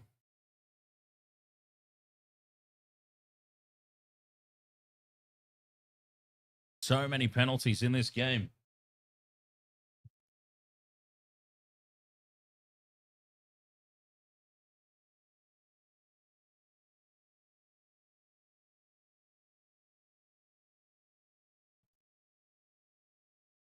Oh, Marcelo's on That's like an report. absolute And he's giant. And he's going to in the that bin. shot against the ref. The Bulldogs have just lost another to the bin. I reckon that's really harsh on Montoya. Yeah, I don't think that's a sin bin. The Tupanua knee to the head, I could forgive, but I mean, kick out tackles him. He spins into the player. What is he supposed to do? Disappear into fat air? that's a really, really rough call. The Bulldogs have played 30 minutes of this game, a man down, or they will have once this 10-minute period ends. 30 minutes with a man down.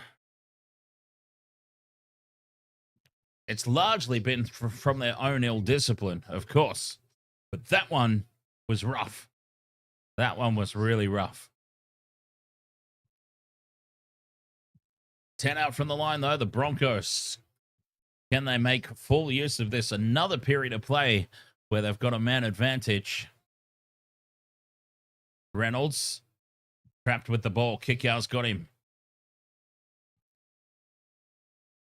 Oh, Reynolds got some grass up his nostril. Adam Reynolds. Yes, do it. Do it, Reynolds. Take on Viliami Kickow and see what happens. That was hilarious. As 6 more tackles here for the Broncos, and they've lost the ball over the try line. And it's Billy Walters as well. Oh, Michelle's going to throw something at the TV. It was Billy Walters.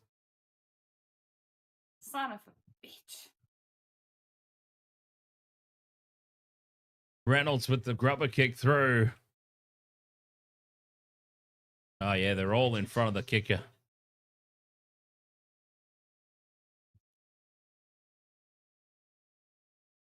I think if they played on, though, they would have found the knock on anyway. Yeah. 100%. Old mate Corey Jensen. Sound, you are like, I can hear you as a whisper. Are you on Oh, iPhone, yeah? No. No? Oh. Are you on an iPhone? I'm on an Android. Oh. Oh! Oh, the did balls. you see the trainer get falconed? What's going on here? The trainer got falconed. Watch this. The trainer just gets absolutely... Oh, trainer running off the field. They've got to retake the look at kick. the sideline. That is the muddiest truck I've ever seen. That's hilarious. Even he's having a laugh about it. I can't go for that. And that has cost the Bulldogs about 20 meters for what it's worth at this stage of the game. But that's just another little thing of like nothing has gone their way tonight. Was that the Broncos trainer? It had to be. I think it was the Broncos trainer. Yeah, I'm on Android, so I don't know what the hell's going on my phone. Yeah, because I know that my iPhone buggers with the audio all the time. All the time. Well, I've got it cranked, and I keep changing the output and bugging around with it, and nothing. Like you're a tiny little whisper. Yeah, it's my iPhone does the same bollocks. Crossfield kick. Carraz bats it back. And it's been knocked on by the Broncos. Canterbury should get the ball here. Oh, first one Bulldogs, he says. Okay, they should challenge this if they've got a challenge left. Yeah.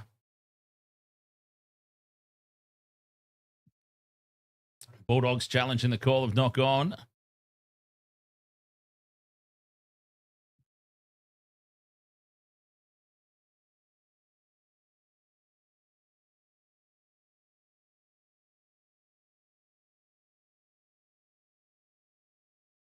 No. Yep, batted backwards there from Carraz and then lost forward by Crichton. Oh, They've blown their challenge. Short of calling and restarting, and that's not an option, then I'm just going to have to deal with the next 25 minutes of very softly spoken Dan.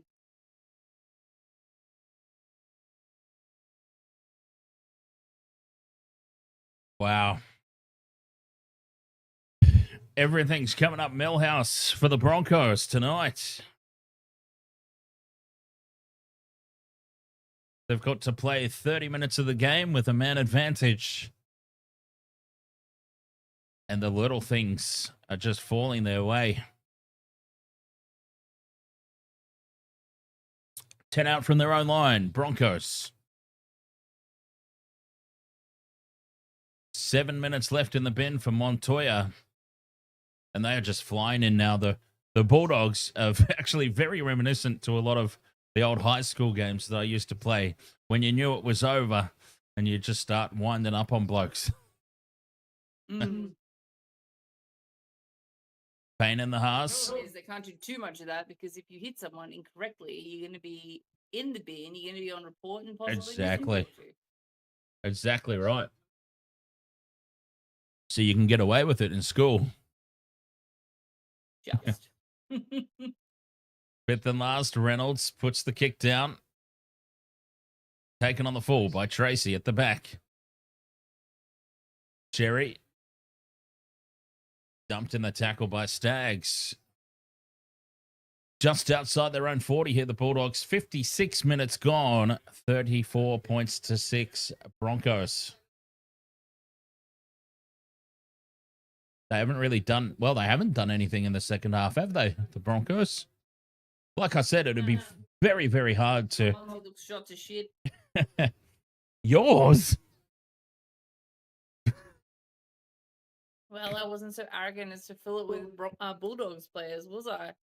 Oh, yes, that's right. The sheer arrogance of picking the top of the table undefeated team. Oh, what did happen to Marnie? That's a very valid question. Reed Marnie's been gone for a long time. Has he? Yeah. Now, Carraz back in field to Preston, and the Bulldogs potentially have a try. Out of nowhere. But he's only my multi. He's in mine. No try. He's given it a try. It's gone up as a try, but they're just looking at the contact. You just said no try. We're looking at, well, a couple of things. First and foremost, was he onside? Carraz flies through the air, rips the ball away, passes infield to Preston. I'm giving that one.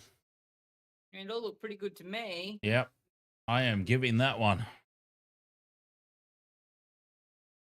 Yeah, I don't feel like that was a no try. Try confirmed, and I've got a second tick off my multi. 2 to go. Damn it. How long's left? How long's left? Oh, there's still plenty of time left. My multi is suddenly back on.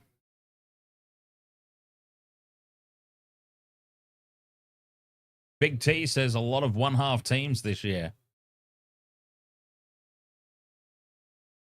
The 6 agains need to go. Just go back to traditional penalties. Then at least we know what they're for. As Crichton converts 34 points to 12. Then at least we know what they're for.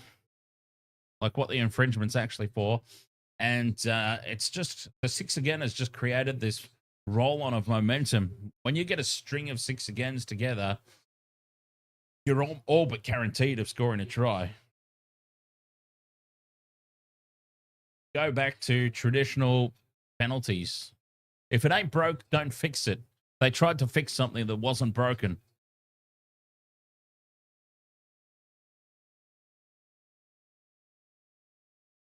$34-12. Back underway. Oh, geez, an insane pass. Right across. Right across the face of their own post, the Bulldogs. I mean, they've got very little left to lose at this point, but still some common sense with this amount of time left in the game.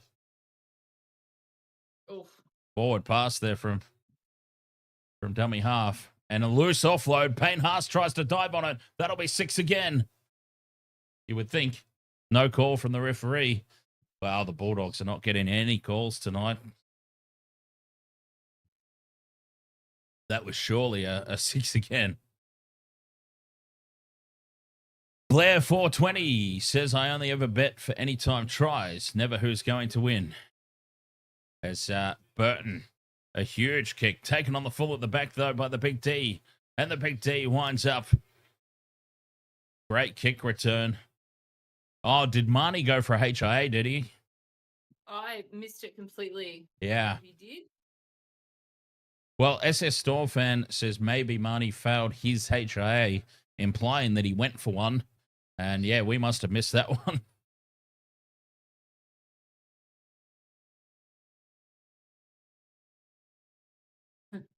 Corey Pakes is on. Brick Cheese, ahoy. Payne and the Haas in midfield. Yeah, Marnie, long gone. Bailey Hayward, he's been on for a while. It only just dawned on me that Bailey Hayward is on because Reed Marnie would be off. Oh. Connor Tracy. Flying through the air, Connor Tracy.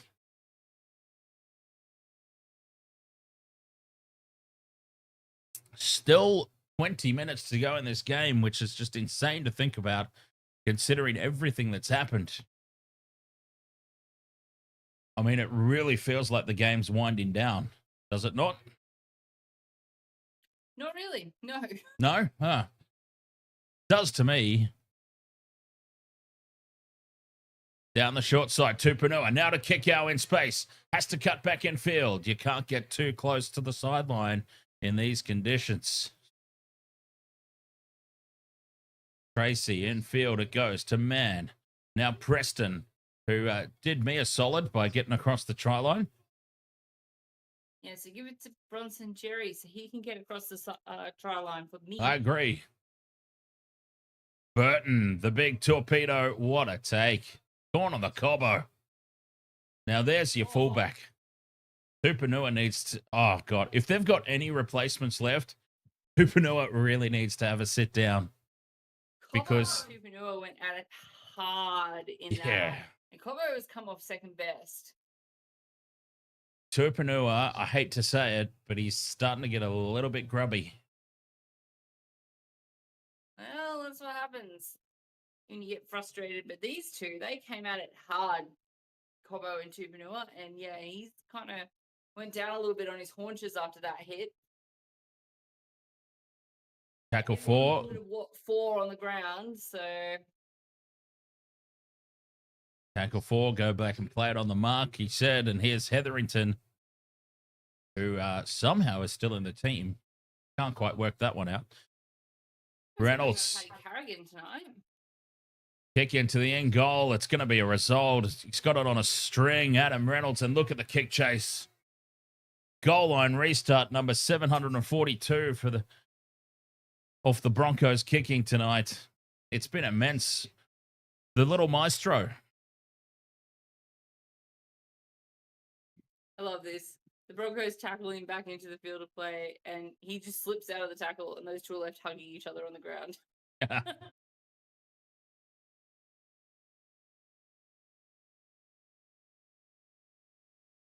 Short restart this time, and it's been lost forward by the Broncos.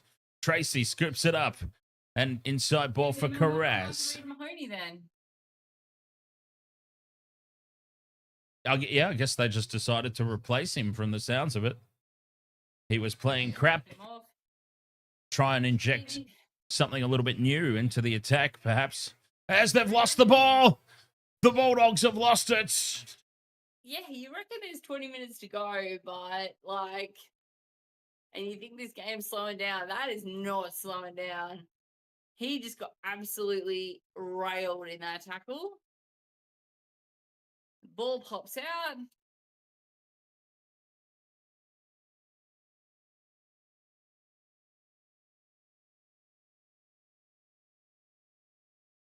Was it Jordan Ricky made the tackle? Oh, he's wandered off. You literally can't, like, I literally can barely hear what Dan's saying at the moment because I've had my the Discord that we're chatting on, which is how I get onto the stream, was interrupted by a Facebook Messenger call. So my volume is basically gone. I can barely hear what Dan's saying. So if he's wandered off, I am not aware, so I apologize. Yeah, Craig Howarth, unfortunately, it sucks when you're streaming like that. So, yeah, so the Broncos, they're 10 out. Oh, they put the little kick in, but it's charged down. Oh, Running backwards, the Broncos have regathered. Benjamin Hunt. That might be the first time I've called his name. He's got up to quickly play the ball, but unfortunately, so we're on the second tackle, 10 meters out. Oh, snap. My YouTube just broke. Did everything Oh, no. work or just my YouTube? Am I still here? You're still there. Okay. So it's just my YouTube that broke. Tackle 3 here for the Broncos. Reynolds out to carry. Oh, no, that's Hetherington who spells it. Kobe Hetherington. Well, didn't I just get through asking how he's still in the team? And, of course, he's the one that comes up with the dropsies.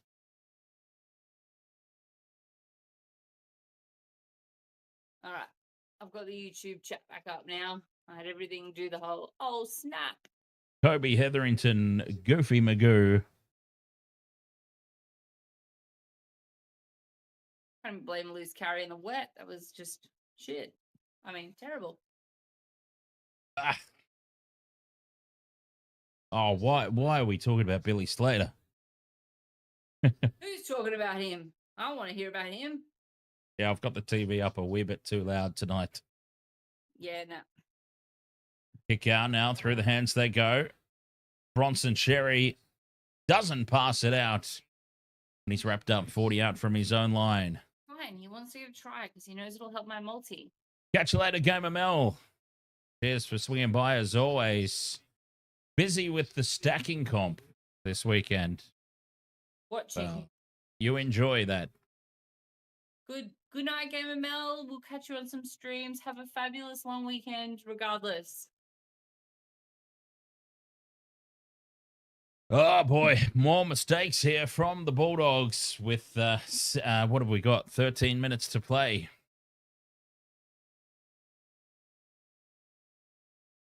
When it's not your night, it's not your night. And when it is, it is. Mm-hmm. I believe it was Richard Trainer, I think it was, that said that earlier on.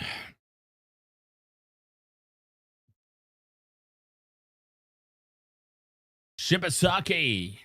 I thought about putting him in my multi. I really did. It's easy to say after the fact. Of course, as always. Oh, she's down. Sorry, have I gone off the stream? No. I just, no, you adjusted it perfectly. I just went, So I just noticed we're at that literally point. in the office chair at the moment, and my back has been absolutely annihilated from it. Numbers out the wazoo here for the Broncos, but the Bulldogs have numbered up, and Arthurs has taken 10 out from the line. A couple of tackles left. Still no points in the second half for the Broncos. Reynolds wrapped up by Burton and Kickow. Well, that's a mismatch. Fifth and last. Kickow's like, what? What are you going to do about it? What are you going to do about it, little fella? They got each other again? My God. Crossfield kick from Benjamin Hunt. And Arthurs loses it forward. Very anticlimactic. Yeah, Jace couldn't last the WrestleMania streams standing up either. He had to have a sit down in the old Panthers chair. Oh, it's just I've just got to remember to work on my back exercises. It's funny too because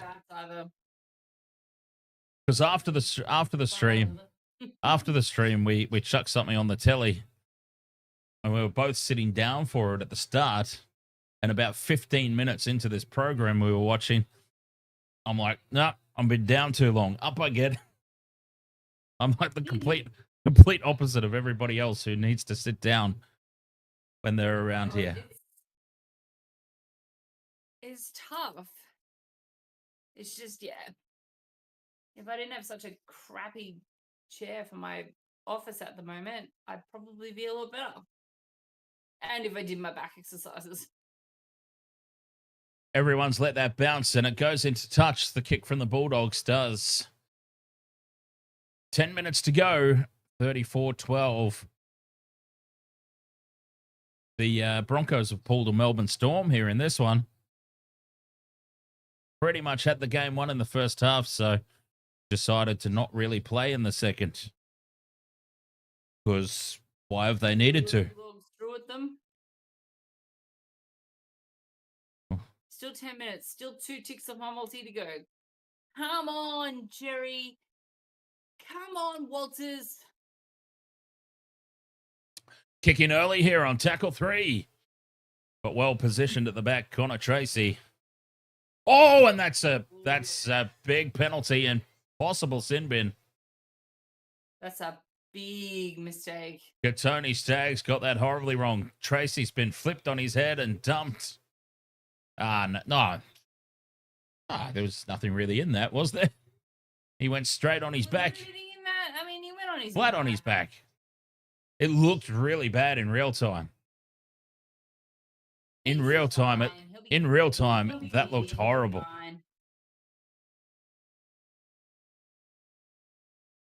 In real time, that looked horrible.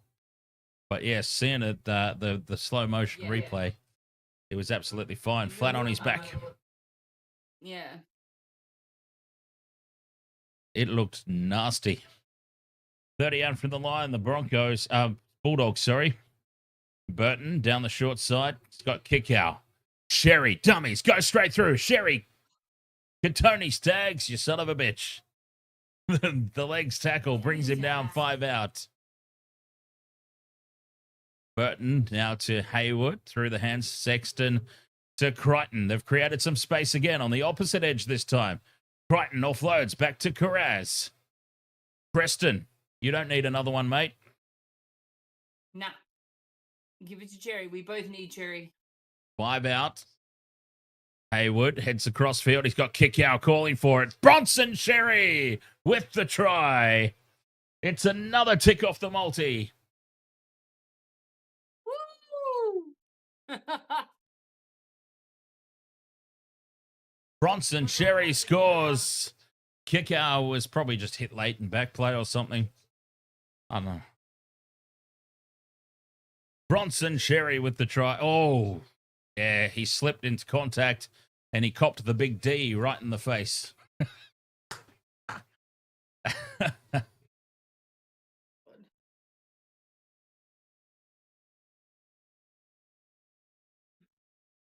Try confirmed. We've got 3 of the 4 legs done somehow. And with 8 minutes to go, I don't even know if Josh Curran's even out there at the moment. I feel like he might be off. Don't even worry about him, Mookie. He ain't got nothing intelligent to say.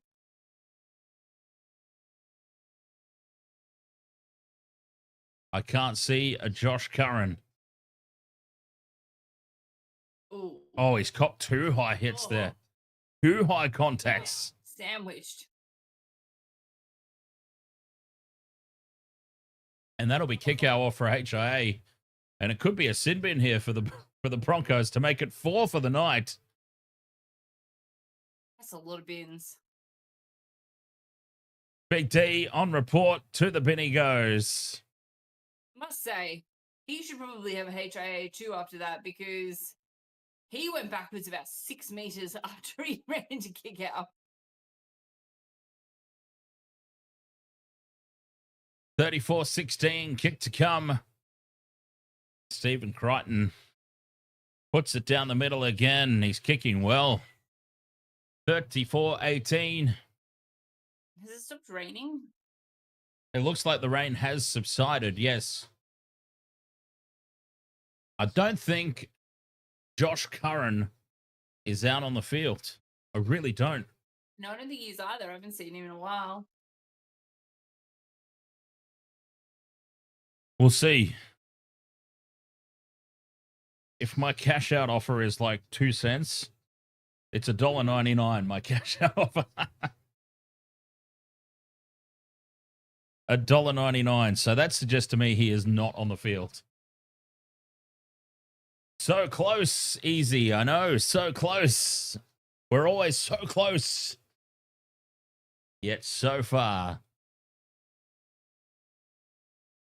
Oh, apologies. It's been a very long day. Preseason means nothing, Mookie. Absolutely less than nothing. Any sort of similarity in scoreline or result is completely coincidental. Oh, there's a trip from Ben Hunt. Got the pass away nonetheless. End-to-end stuff or edge-to-edge stuff here as Montoya loses it. Montoya bobbles the ball and spills it.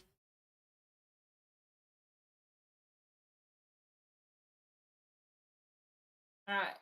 I just need Walsh to score a consolation try. Who? And I'll be pretty happy. Who? I mean, Walters. Good Lord. How have I stuffed that up all game? You've just got Reece Walsh on your mind. That's all. You Not can't. really, I just. You can't get not those. really. You can't get those freshly painted nails off your mind. No.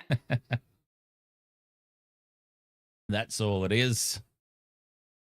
Got a nice dirty look from my Bulldog then. 6 minutes to go. 30 meters out from the line. Hunt. New South Wales. Where's New South Wales? What did he say about New South Wales? Who? One of the commentators. My TV's on like the second lowest volume, and I can still hear the TV clearer than I can hear you. Down the short side. Hunt gives it to. That's Xavier Willison. Fifth and last. That'll be a handover. Willison's been immense tonight. And Reynolds finally succumbs to that shoulder and leaves the field. Well, honestly, at 34-0, Reynolds should not have even played the second half. That's pretty poor management from Madge. Mind you, Reynolds, as a senior player and the captain, was probably like, no, screw you. I'm not going to sit out the second half. He got the needle in the, halftime break, and he thought he was going to be fine. But now it's like, okay, there's 5 minutes to go. We're up by a certain amount of points because my math is absolutely terrible. Let's just, we're up at, what are they up by, 18? 16. And Montoya loses that ball. Again, it was a bad pass on this occasion, so he can be forgiven for that one. Do you ever find out what happened to Reed Money? No. No idea what happened to Reed Marnie. No idea. Hey, who's winning in the AFL? I know Dan doesn't care, but I'm just going to ask. I'm going to put my hat on too because the Celtics won again today, so I'm pretty happy about that. We're going to have a weekly all-encompassing show now, Yes. theoretically. Christ, I don't know how, We'll do it. I don't know when or how, but we'll figure it out. We will start it at some point in the near future. Yes. Pain in the house. 20 meters out from the line. And a penalty to the Broncos. An illegal strip, I'm assuming. Just an assumption of that call. Oh, they're going to take the two. But why not? Do that. Give it to Walsh. I want to try. Who? Walters. Good Lord. Give it to Billy. Walters.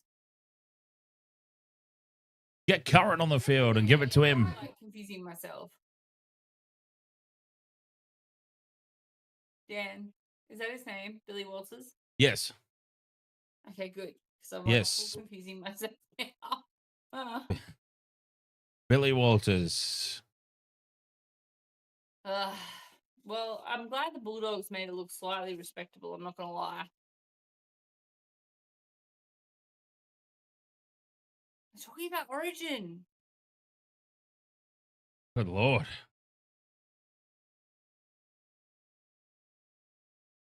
Freddie, for God's sake, Origin is like a month away. Freddie just asked Smith what his favorite Origin series was, and I think I'm going to vomit. Not a conversion, a penalty goal. Cobbo puts it over. Corner the Cobbo makes it 36 points to 18.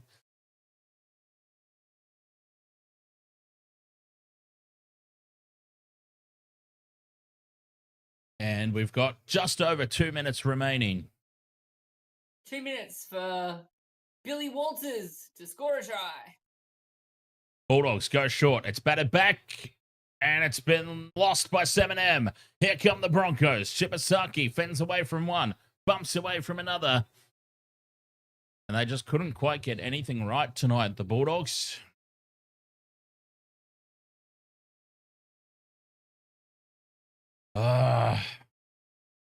The pain of a one-leg fouled multi strikes again. Ugh, right? And you've got 4. I've got 3. That's even worse.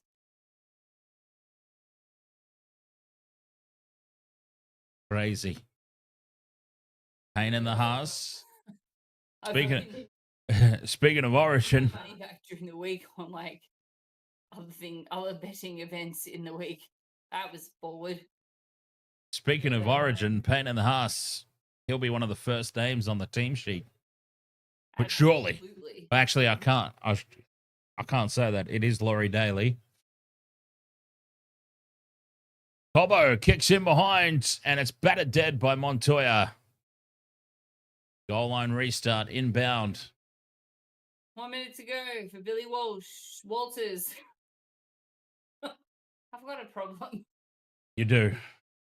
You're obsessed with Reece Walsh. I'm really not. I just can't remember Walters' name.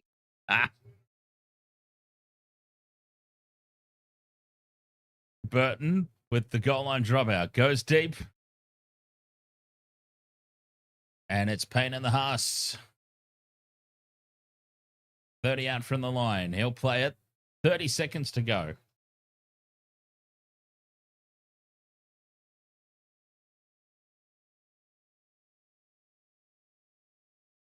Oh my God. Hang on. Are my eyes deceiving me?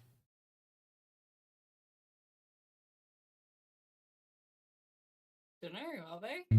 Michelle only has half a head on YouTube. Try time for Billy Walters. Stop it! Try for Billy Walters. Right on the stroke of half time. How much is that? Like, That was your last. $1,000? That was your last tick, right? Shut the fuck up. Billy Walters has just scored on the stroke of full time. Fuck off. And Michelle's multi. Oh my God, I can't find it. Michelle's multi has potentially just got up here.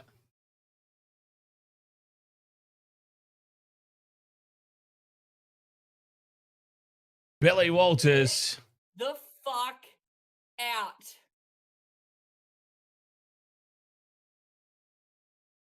Michelle and her half a head on YouTube have just won the multi. A what? She's too excited. Walters was paying $7.25 to score a try. Yeah, I don't doubt that because he's useless. Conversion from right in front. Caught on the Cobbo. Puts the exclamation mark on it. 40 points to 18. On a very, very muddy Suncorp Stadium. And a multi-win for Michelle. Right on the stroke of full time. Let me see what it comes up as. Oh my God. $405. Off a tenner. I don't know. I can't Oh. even remember. And I used a fucking bonus bet too. Anyway, that's a monumental moment when all looked lost. This is my second multi to come off this season. What's going on?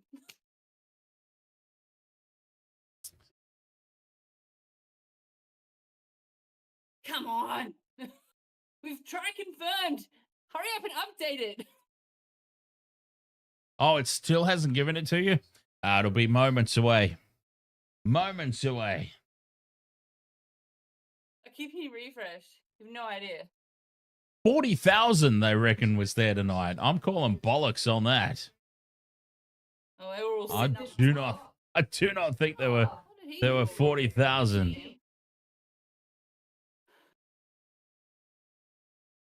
Your shout for dinner this week, Michelle, says the old Panther.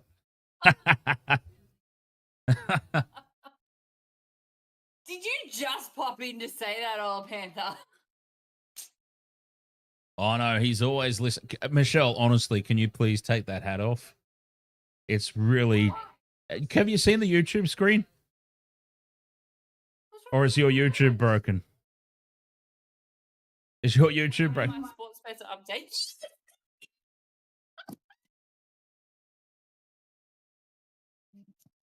Oh, I'm so happy right now. Billy Walters, you motherfucker. You didn't see the On live screen? Oh, well, Probably not. it's too late now, isn't it? Just don't say that Pat McAfee is anything. Don't even mention his name, right, Chase? You didn't see the YouTube Oh, screen? yeah, I heard about that.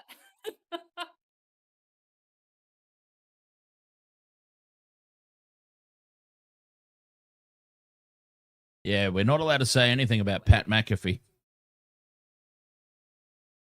So we won't. 42 points to 18 at Really? full time. I'll be right back. Oh. Just going to celebrate. Celebration time. Not for me. Just one leg. One leg failed. And that was Josh Curran. I don't even think Josh Curran was even on the field by the end of that game.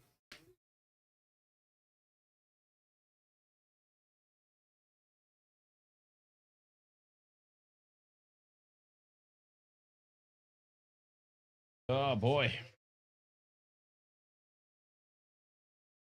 We, fan of games. Ahoy there. How's everything going? Wii Sports. And I haven't played some Wii Sports for so long.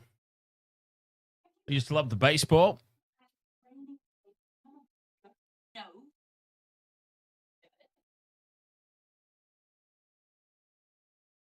Used to play baseball, of course, back in my younger, fitter days. I'm back.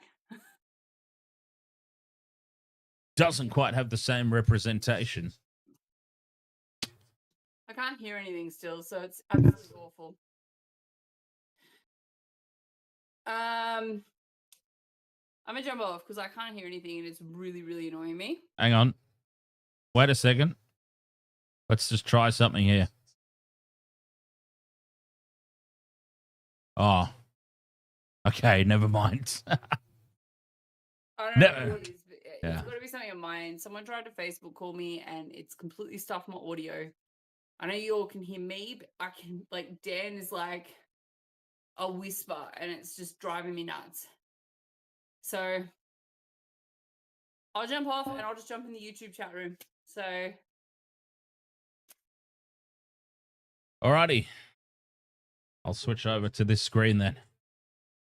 Yeah, so 42 points to 18. Michelle has won the multi. For those who are just catching up, Billy Walters with that try on the stroke of full time was the final leg that was required. Boom far. Fantastic work. I mean, that's what you want. That reminds me of the Justin Olam moment from season number 1. Season 1 of the Wasted Water Sports. Justin Olam storming down the sideline.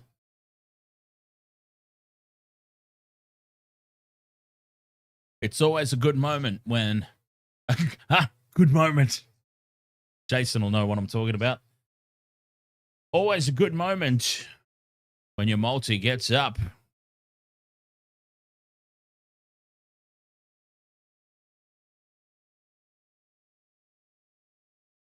Xavier Willison, I thought was immense. Payne Haas is Payne Haas. As I said, first name on the team sheet for Origin. Surely. First name on the team sheet for State of Origin. Reynolds, will keep an eye on what happens with his shoulder.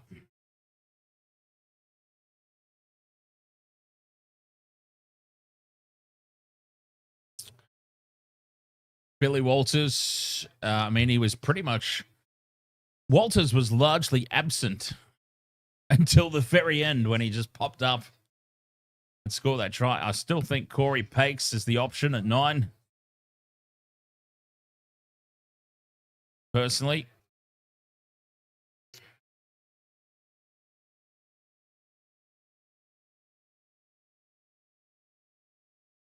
Kane Higgins. You had your bet on this game. Did you win, or was it a W or an L for you?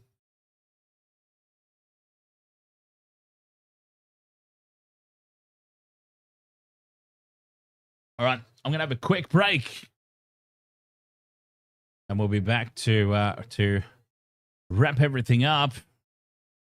Seems like a very fitting time to crank out the Pain in the Heart song.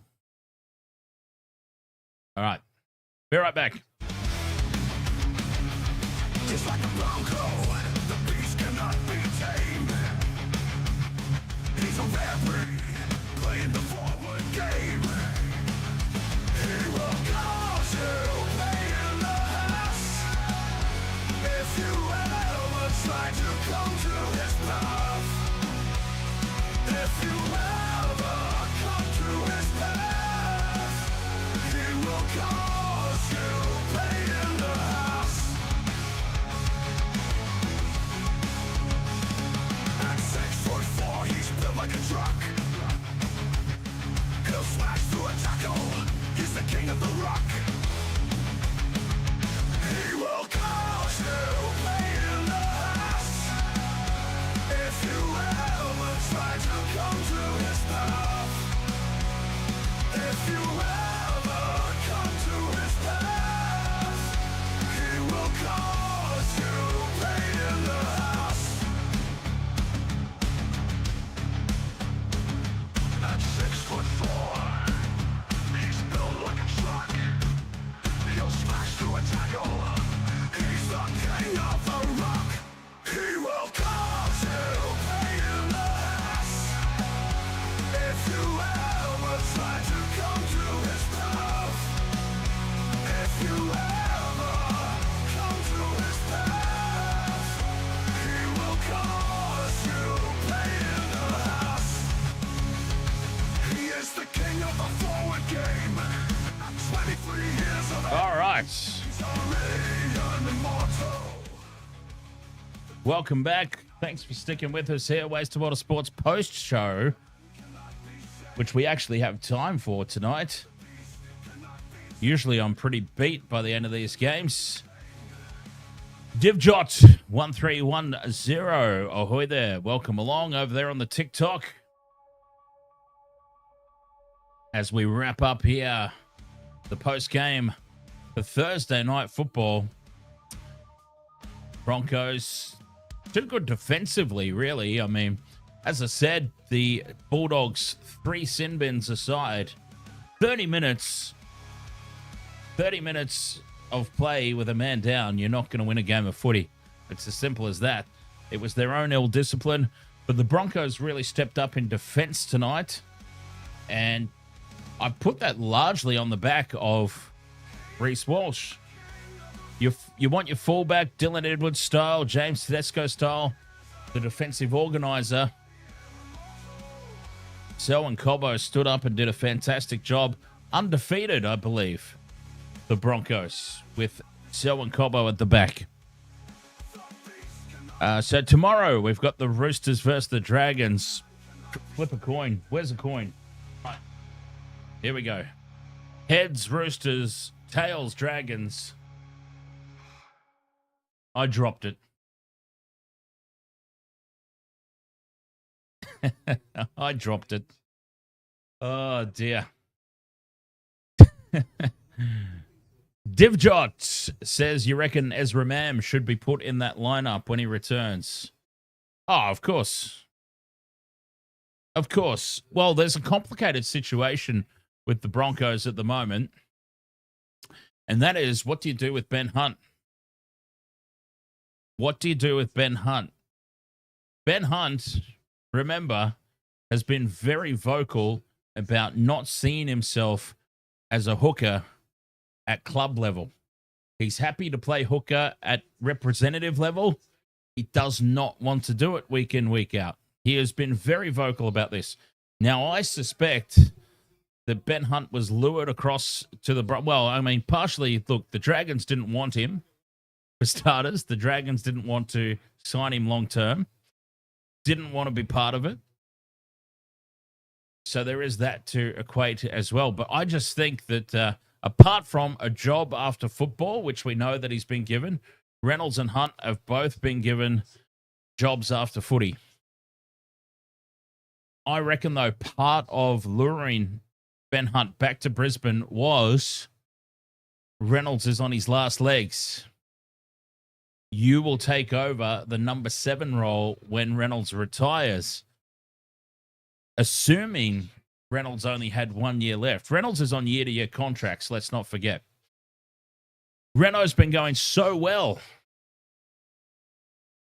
that he has also now been very vocal that he feels he can go 1 more year. He's fighting for a contract extension. Ben Hunt, who's been lured over to take over the number 7 role, is probably like, well, what the hell about me? What about me? He's shed and nolling it up. What about me? Now, Ben Hunt has been in really poor form the past couple of rounds. And he certainly didn't really do anything tonight, even. I only called his name a couple of times in commentary.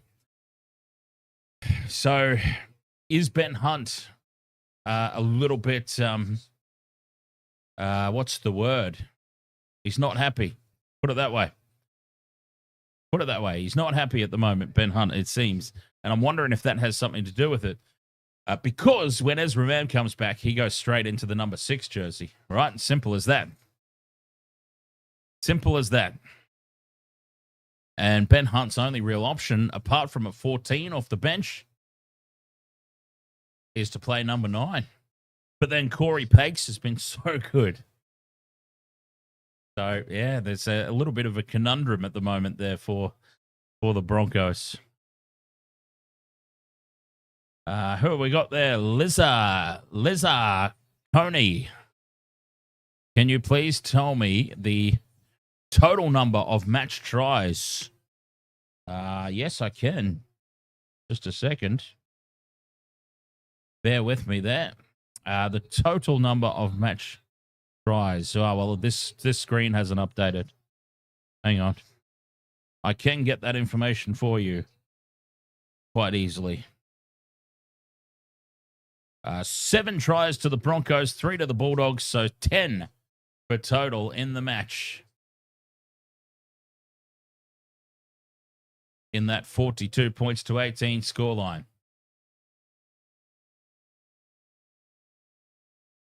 But anyway, long and short of it, Divjot, yes, so of course, Ezra Mam comes straight back into the team. Whether you agree with his punishment or not, no matter what we think about, did he get enough of a punishment? Yeah, look, it was shocking what he did. You would hope that he knows it. You would hope that he's learned something from it. Was the punishment satisfactory? It's really not for us to say. He comes straight back into the team, though. He served his time. We just have to cop it and move on, basically. We have to accept it, move on. He'll be back. He'll be straight back. And part of Reece Walsh's form has been the absence of Ezra Mam. The Ben Hunt, Adam Reynolds combination has given so many positives to the Broncos in different areas. I don't think it's really helped Reece Walsh's playing style. We're so used to Reece Walsh just roaming around the back, arcing around the back, and getting that offload from Ezra Mam in space. Or Ezra can throw the dummy and get into space himself. The Broncos have lost that dynamic with Ben Hunt there because Ben Hunt doesn't have the same level of pace. The Broncos will be a lot better team when Ezra Mam is back. And like I said, he's done what he's done. It's terrible. Whether we agree with the punishment, it's happened. He served it. They'll be a much better team when he returns. What do you do with Ben Hunt, who doesn't want to play 9 at club level? Who knows? They've created a problem for themselves. Johnny Wad says, who do you sign up first if you're the Perth NRL team? Oh, God. Well. Whoa.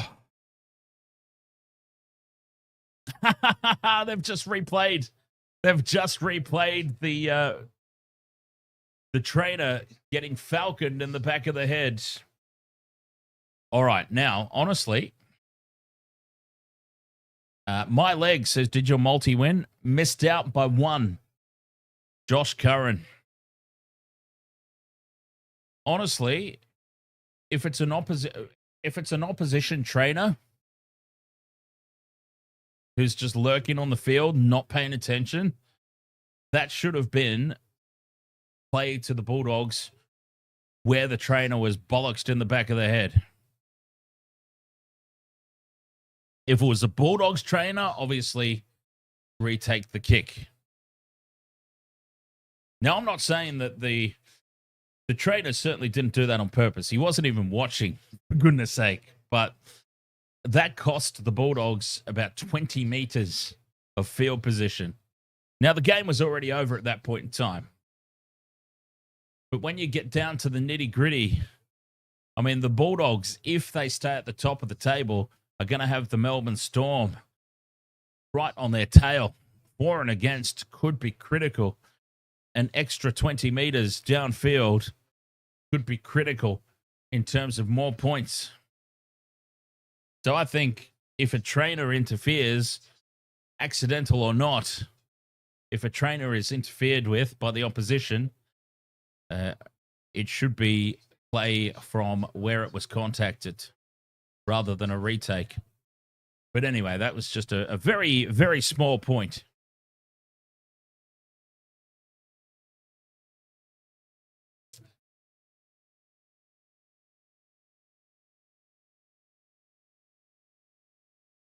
My leg, you don't follow NRL too much. You're more of an AFL guy. Well, there is a very strong possibility of AFL commentary streams.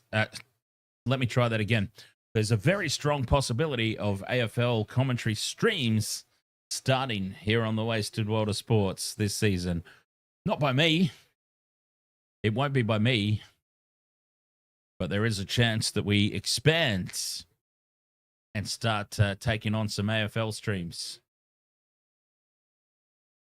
James Taya says, or James Taya or Taya? We'll see if my pronunciation is correct. Either way, Broncos could have easily put 50, but attack was a bit clunky. There were moments they let the Dogs in. Yeah, 100%. James, they had, I called it the Melbourne Storm effect. The Melbourne Storm effect, of course, is have the game won by halftime, and then you don't even have to bother in the second half. Didn't quite pan out for the Storm against the Dolphins, though, did it?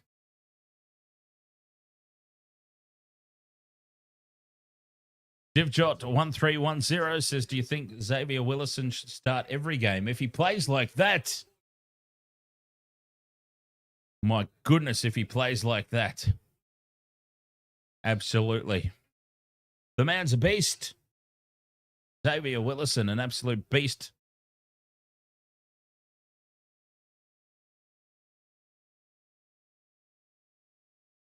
I can understand, though, the mindset, like a big body off the bench. Was he filling in for Jordan Ricky? I suspect so. I suspect so. Obviously, Jordan Ricky not playing this week. Now, Piakora was in the number 12. Piakora was wearing 12. So whether Piakora came in and that just changed the bench rotation.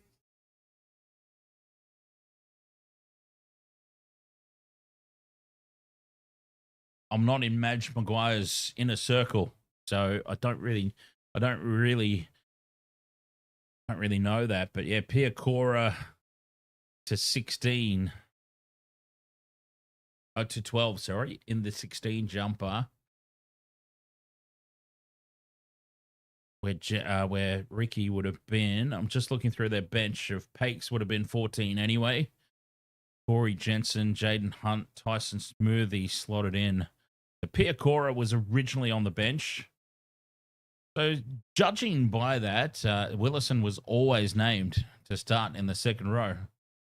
So, yes, there you go. That's the other injury. Jack Gazowski, or whatever his name is.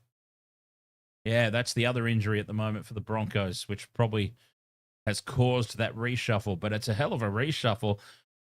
I think you stay with it all the time now. Xavier Willison has proven beyond a shadow of a doubt the past couple of weeks he can be a starting second rower and just be as damaging as if he's an impact player off the interchange bench. Hands down, one of the Broncos' best tonight. Scored the first try, busted the line or bent the line every single carry. The man's a unit. Shem says, what do you think about this? For me, as a Broncos fan, I think Walsh is done after seeing tonight. 100% agree. I was talking about it all game, Shem. The difference an actual fullback makes, not just defensively, but in attack as well. There were so many periods of play throughout the course of that game where Cobbo interjected into the line in attack, and you're like, oh, Reece Walsh would have pushed a pass here and lost it. Or Walsh would have been hammered and driven about 10 meters backwards. You've got a big body in Selwyn Cobbo. Strong carries from the back as well. Reece Walsh can't do that. Reece Walsh gets picked up and dragged backwards 10 or 15 meters about 90% of the time. You've got a big body at the back for a nice strong carry from kick returns. Cobbo was perfectly positioned for a goal line defense as well. All the little grubber kicks through into the in goal, which were probably designed to target Reece Walsh. Suddenly, Cobbo's there, and he's perfectly positioned every time to just wrap it up and strong body, strong carry back into the field of play.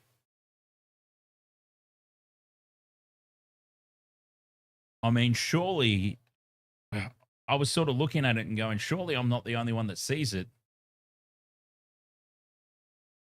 And it's very good to know that I'm not. Yeah, look, Walsh has been signed on potential. Walsh has been talked up on potential. But he's still young. He's got so much improvement left in his game. So much. I mean, I'd almost be tempted, in a way. Quite frankly, I would be tempted to have Walsh coming back off the interchange bench.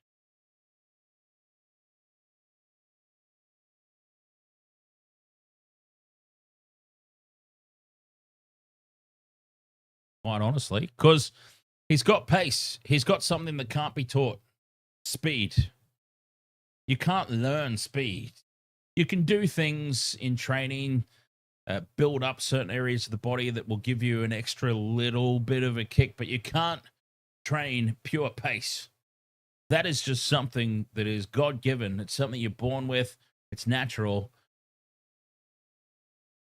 So that pace and elusive running that he is capable of, I mean, you can't learn that. I reckon throw him on at the back end of halves against tiring defensive units, a fully fresh Reece Walsh might just be the way forward. Cobbo at fullback. They've got the troops now, the Broncos. Cobbo at fullback, Mariner and Arthur's on the wings, and Shibasaki has been a find and a half. Shibasaki, what a player. Katoni Staggs is Katoni Staggs. I mean, I'm looking at that back line of the Broncos and I'm going, they don't really need him. Maybe his position is that utility off the interchange bench.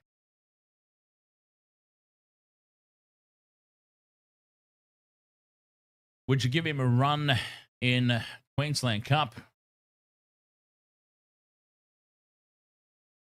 It's not crazy, Sheminem. It's not a crazy idea that when he returns from injury, I mean, it's an excuse.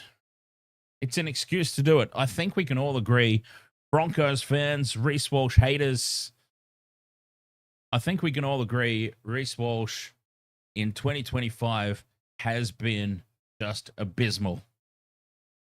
Mentally, he's just not there. Whether that's been from the hits in Origin, the hit from... he's copped a lot of high shots because he slips into tackles. But I digress. It's not a matter of how it happens. It's happened to him. And I reckon it's just mentally messed with him a little bit. He doesn't seem to want to carry into contact anymore. Right? He doesn't seem to want to carry into contact.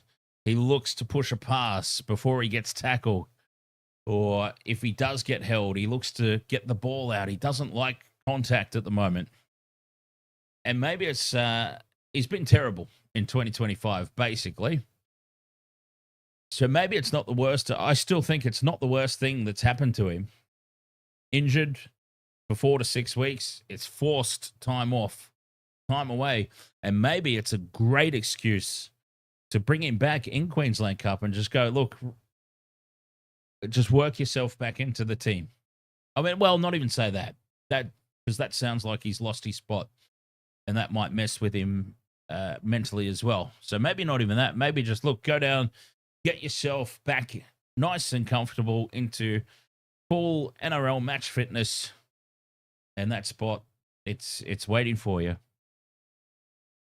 I still reckon maybe look at him off the interchange bench. He offers more than Corey Pakes in terms of overall utility, in my opinion.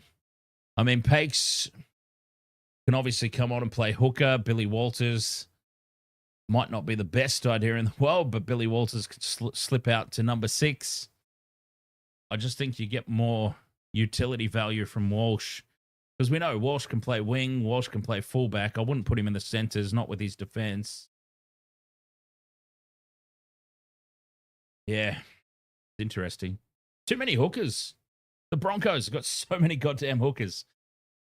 Sheminem, thank you very much for the heart me. Dinea Zilanda says Cobbo rock tonight. 100%. Selwyn Cobbo, corn on the Cobbo. He had an immense game tonight.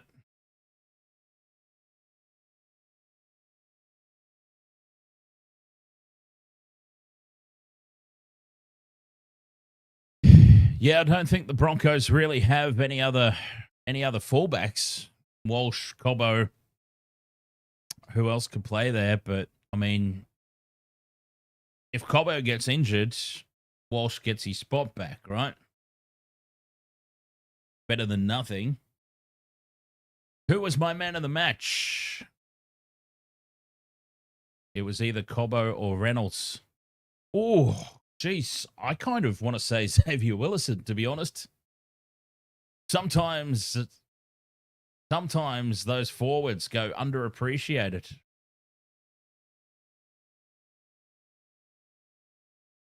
Xavier Willison was a beast tonight.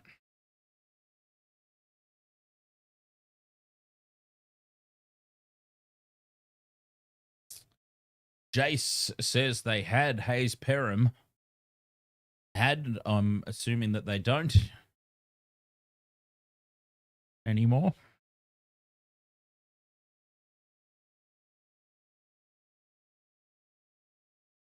Oh, did his ACL? Okay, so he's still in the squad.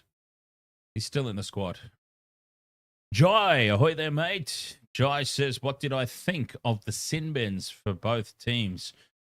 Well, I thought Josh Currans was more than fair. I think Curran was honestly lucky to not get worse. I actually had an argument for Josh Curran being a straight send-off, and Josh Curran was in my same game multi. Funnily enough, the only leg that I didn't hit. So it would have been terrible for me if Josh Curran got straight sent from the field. But, I mean, at no point was Curran trying to wrap his arm at all. It was a good old-fashioned blatant shoulder charge.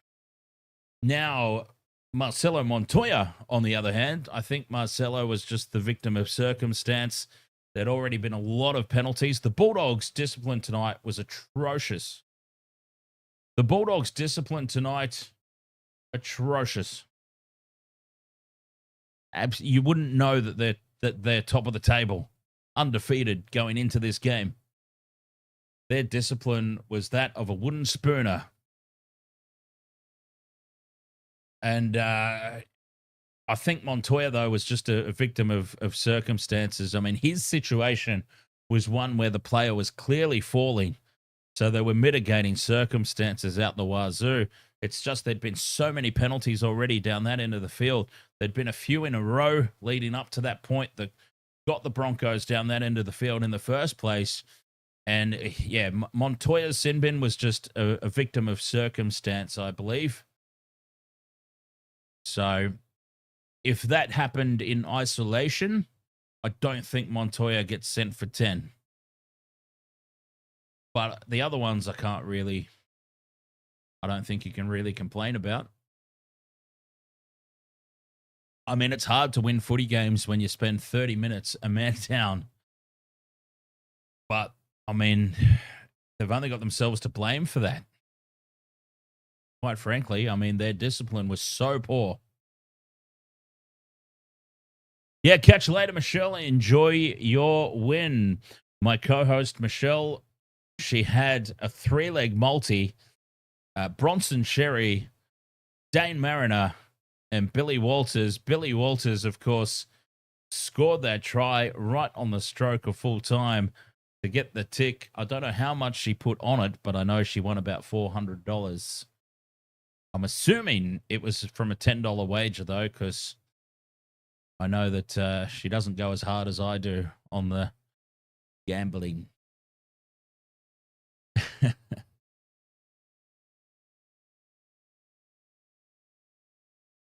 Shaman M asks if I follow Queensland Cup. No, you know what? Not really. Yeah. Not really. It's just a timing thing, really. It all comes down to time. I mean, I really wanted to cover the IPL this year and add that to the repertoire for the streaming, but it just, comes down to time. I mean, it's amazing, really, that even though this is what I do for a living, man, time gets away from you. I mean, when you've done a couple of footy games in a day,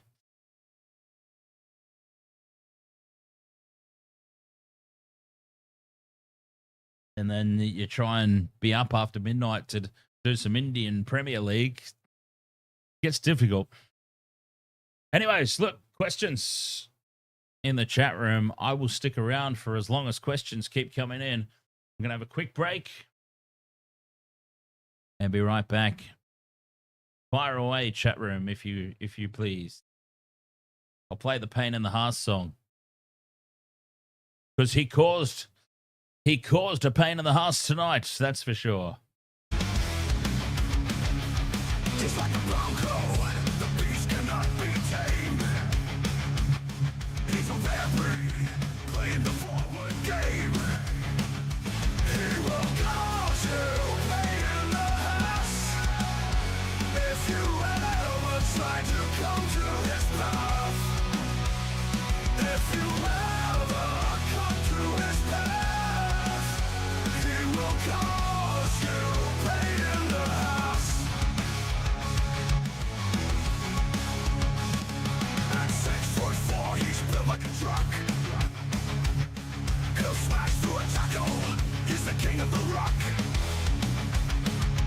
He will cause you pain in the ass if you ever try to come to his path.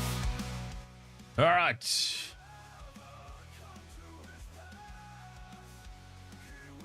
Sheminem said, would you say that game just proved the Dogs are not premiership contenders yet? I wouldn't go that far. No, not a chance. Not a chance. I mean, let's be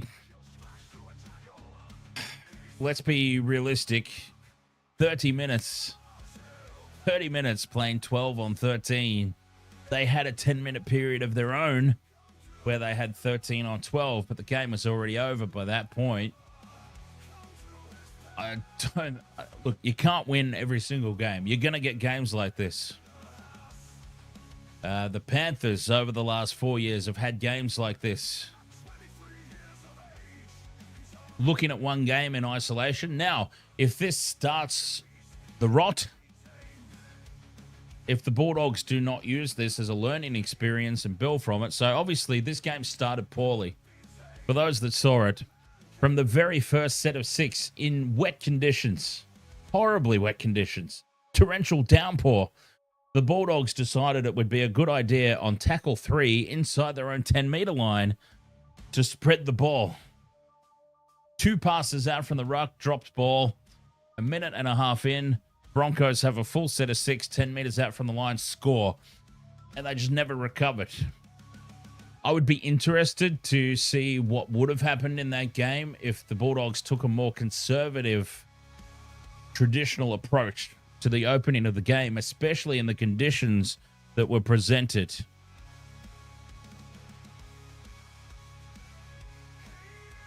I mean, momentum in rugby league, it's really hard to get it back once you've lost it. And the Bulldogs, on the back of their own ill discipline, lost it inside the opening minute of the match, and they just never got it back.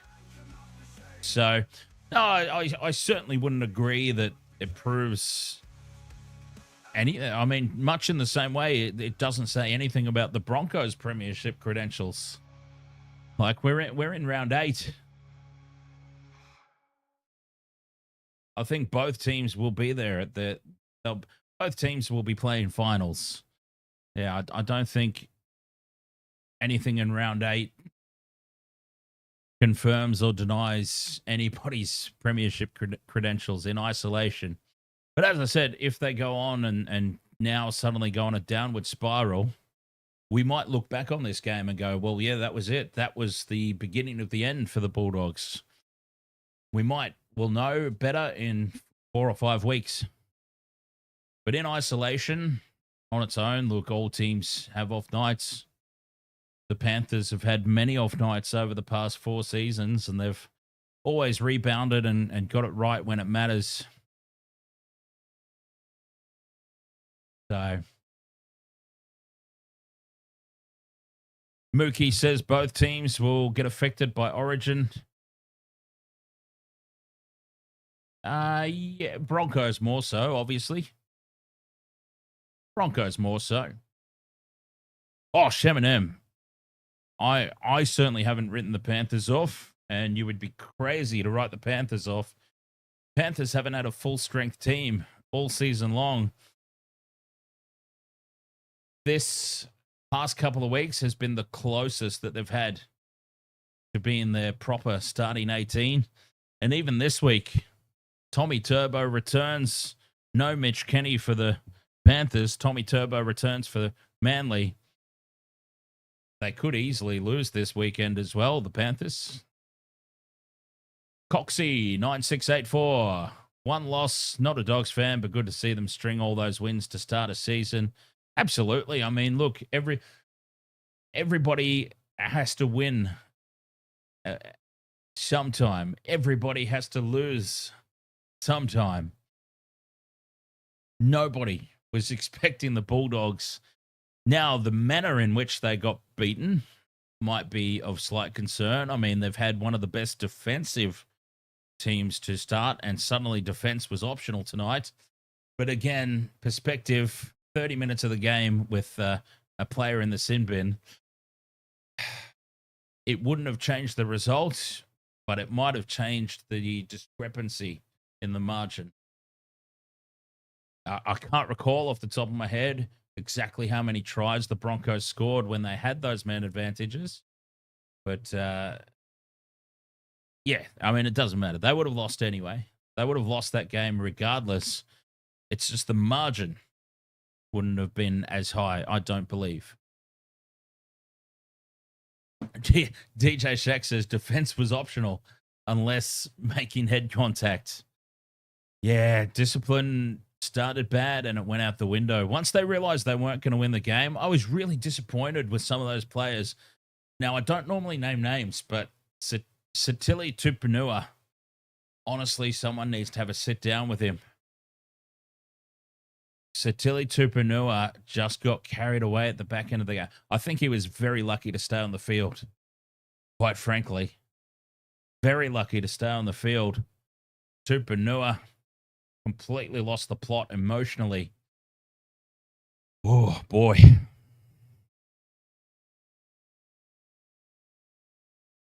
Brad says that Burton should have been marched for his high shot on Walters. Yeah, there were a couple of extra ones that could have been called throughout the course of the game. That's for sure. That is for certain. There were a couple missed.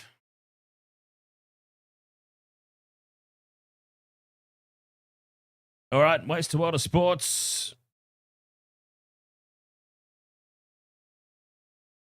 Sim failure. Well, that's always fun. I may call it a night here. 42 points to 18. The Broncos with the victory over the Bulldogs. Bulldogs will obviously still sit at the top of the table, but they've been presented a lot to work on. Top of the list, priority-wise, will quite obviously be discipline. Can they fix that up?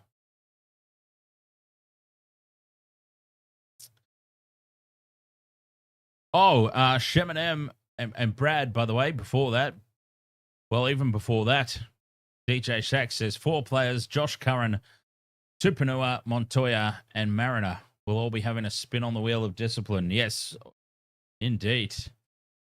Brad says first time traveling to a game for the Bulldogs as well. M&M says, I was buying a drink and missed it. Who is the Dogs player that need a Bronco in the head? That was Satili Tupanua. And that's precisely the guy that I was talking about. Satili Tupanua. Someone needs to sit down and have a word with him. Because he really let his emotions get carried away. I feel like the first knee. So basically what happened, for those that didn't see it, is the big D, Dean Mariner, bent down to make a tackle on Tupanua, and Tupanua's clocked him with a high knee rise right in the side of the head.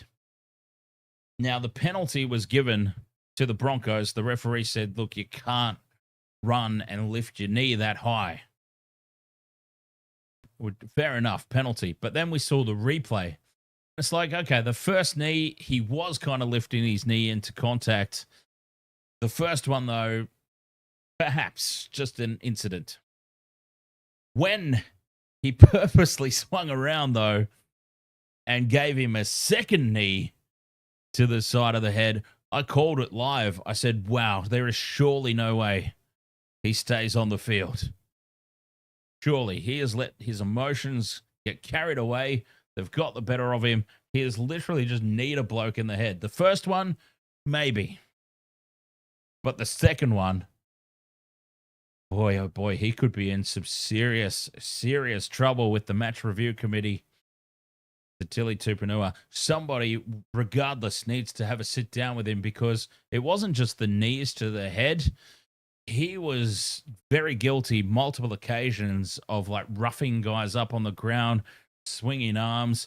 I actually said it during the stream. It reminded me very much of playing in high school. And like when you when you're playing in high school like that and you're young and you don't necessarily have control of your emotions and you know that you know the game's over and yeah, you start getting stuck in like bollocks to this. That's what it felt like watching. Anyways, I'm going to take my leave myself, Sheminem. Sheminem's getting up early to pay respects at the dawn service. LV, ahoy, mate. Dogs let you down. That was disappointing. Yeah, they need to work on their discipline big time. That's for sure.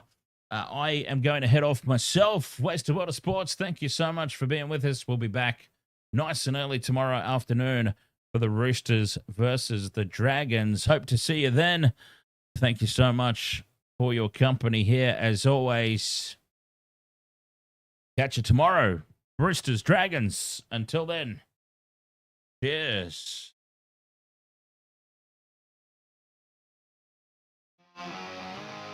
Welcome to the wasted world of sports, where the game's just a backdrop for drunken retorts.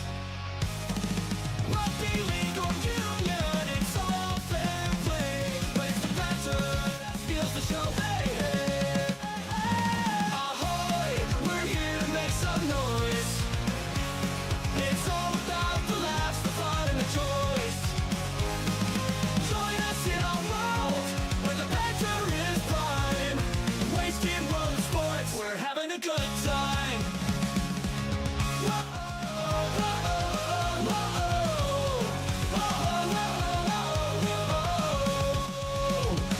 Scrums and tries, they're all well and good, but we're here for the jokes and 10 pence less from the kickoff to the final whistles blow. We'll take the 2 and we're ready to go. Ahoy, we're here to make some noise. It's all about the laughs, the fun, and the choice. Join us in our world where the banter is prime. Wasted world of sports, we're having a good time. We break down the plays, but it's all in jest. With the laugh and the cheer, we bring out our best. No serious analysis, no expert critiques. Just a bunch of mates sharing plenty of drinks. No ways alone. Sideline jokes to post-match tales. All big goofs and their big fails. We're not so serious, and that's our style. With each ahoy, we raise our skies. Ahoy, ahoy, we're here to make some noise. It's all about the laughs, the fun, and the choice. Join us in our world where the banter is prime. Wasted world of sports, we're having a good time. So come along and join our sporty crew, where the banter's always fresh and the laughs are true. Oh, wasted world of sports, here's to our cheer. We'll see you on the pitch and drink some beer. Yeah!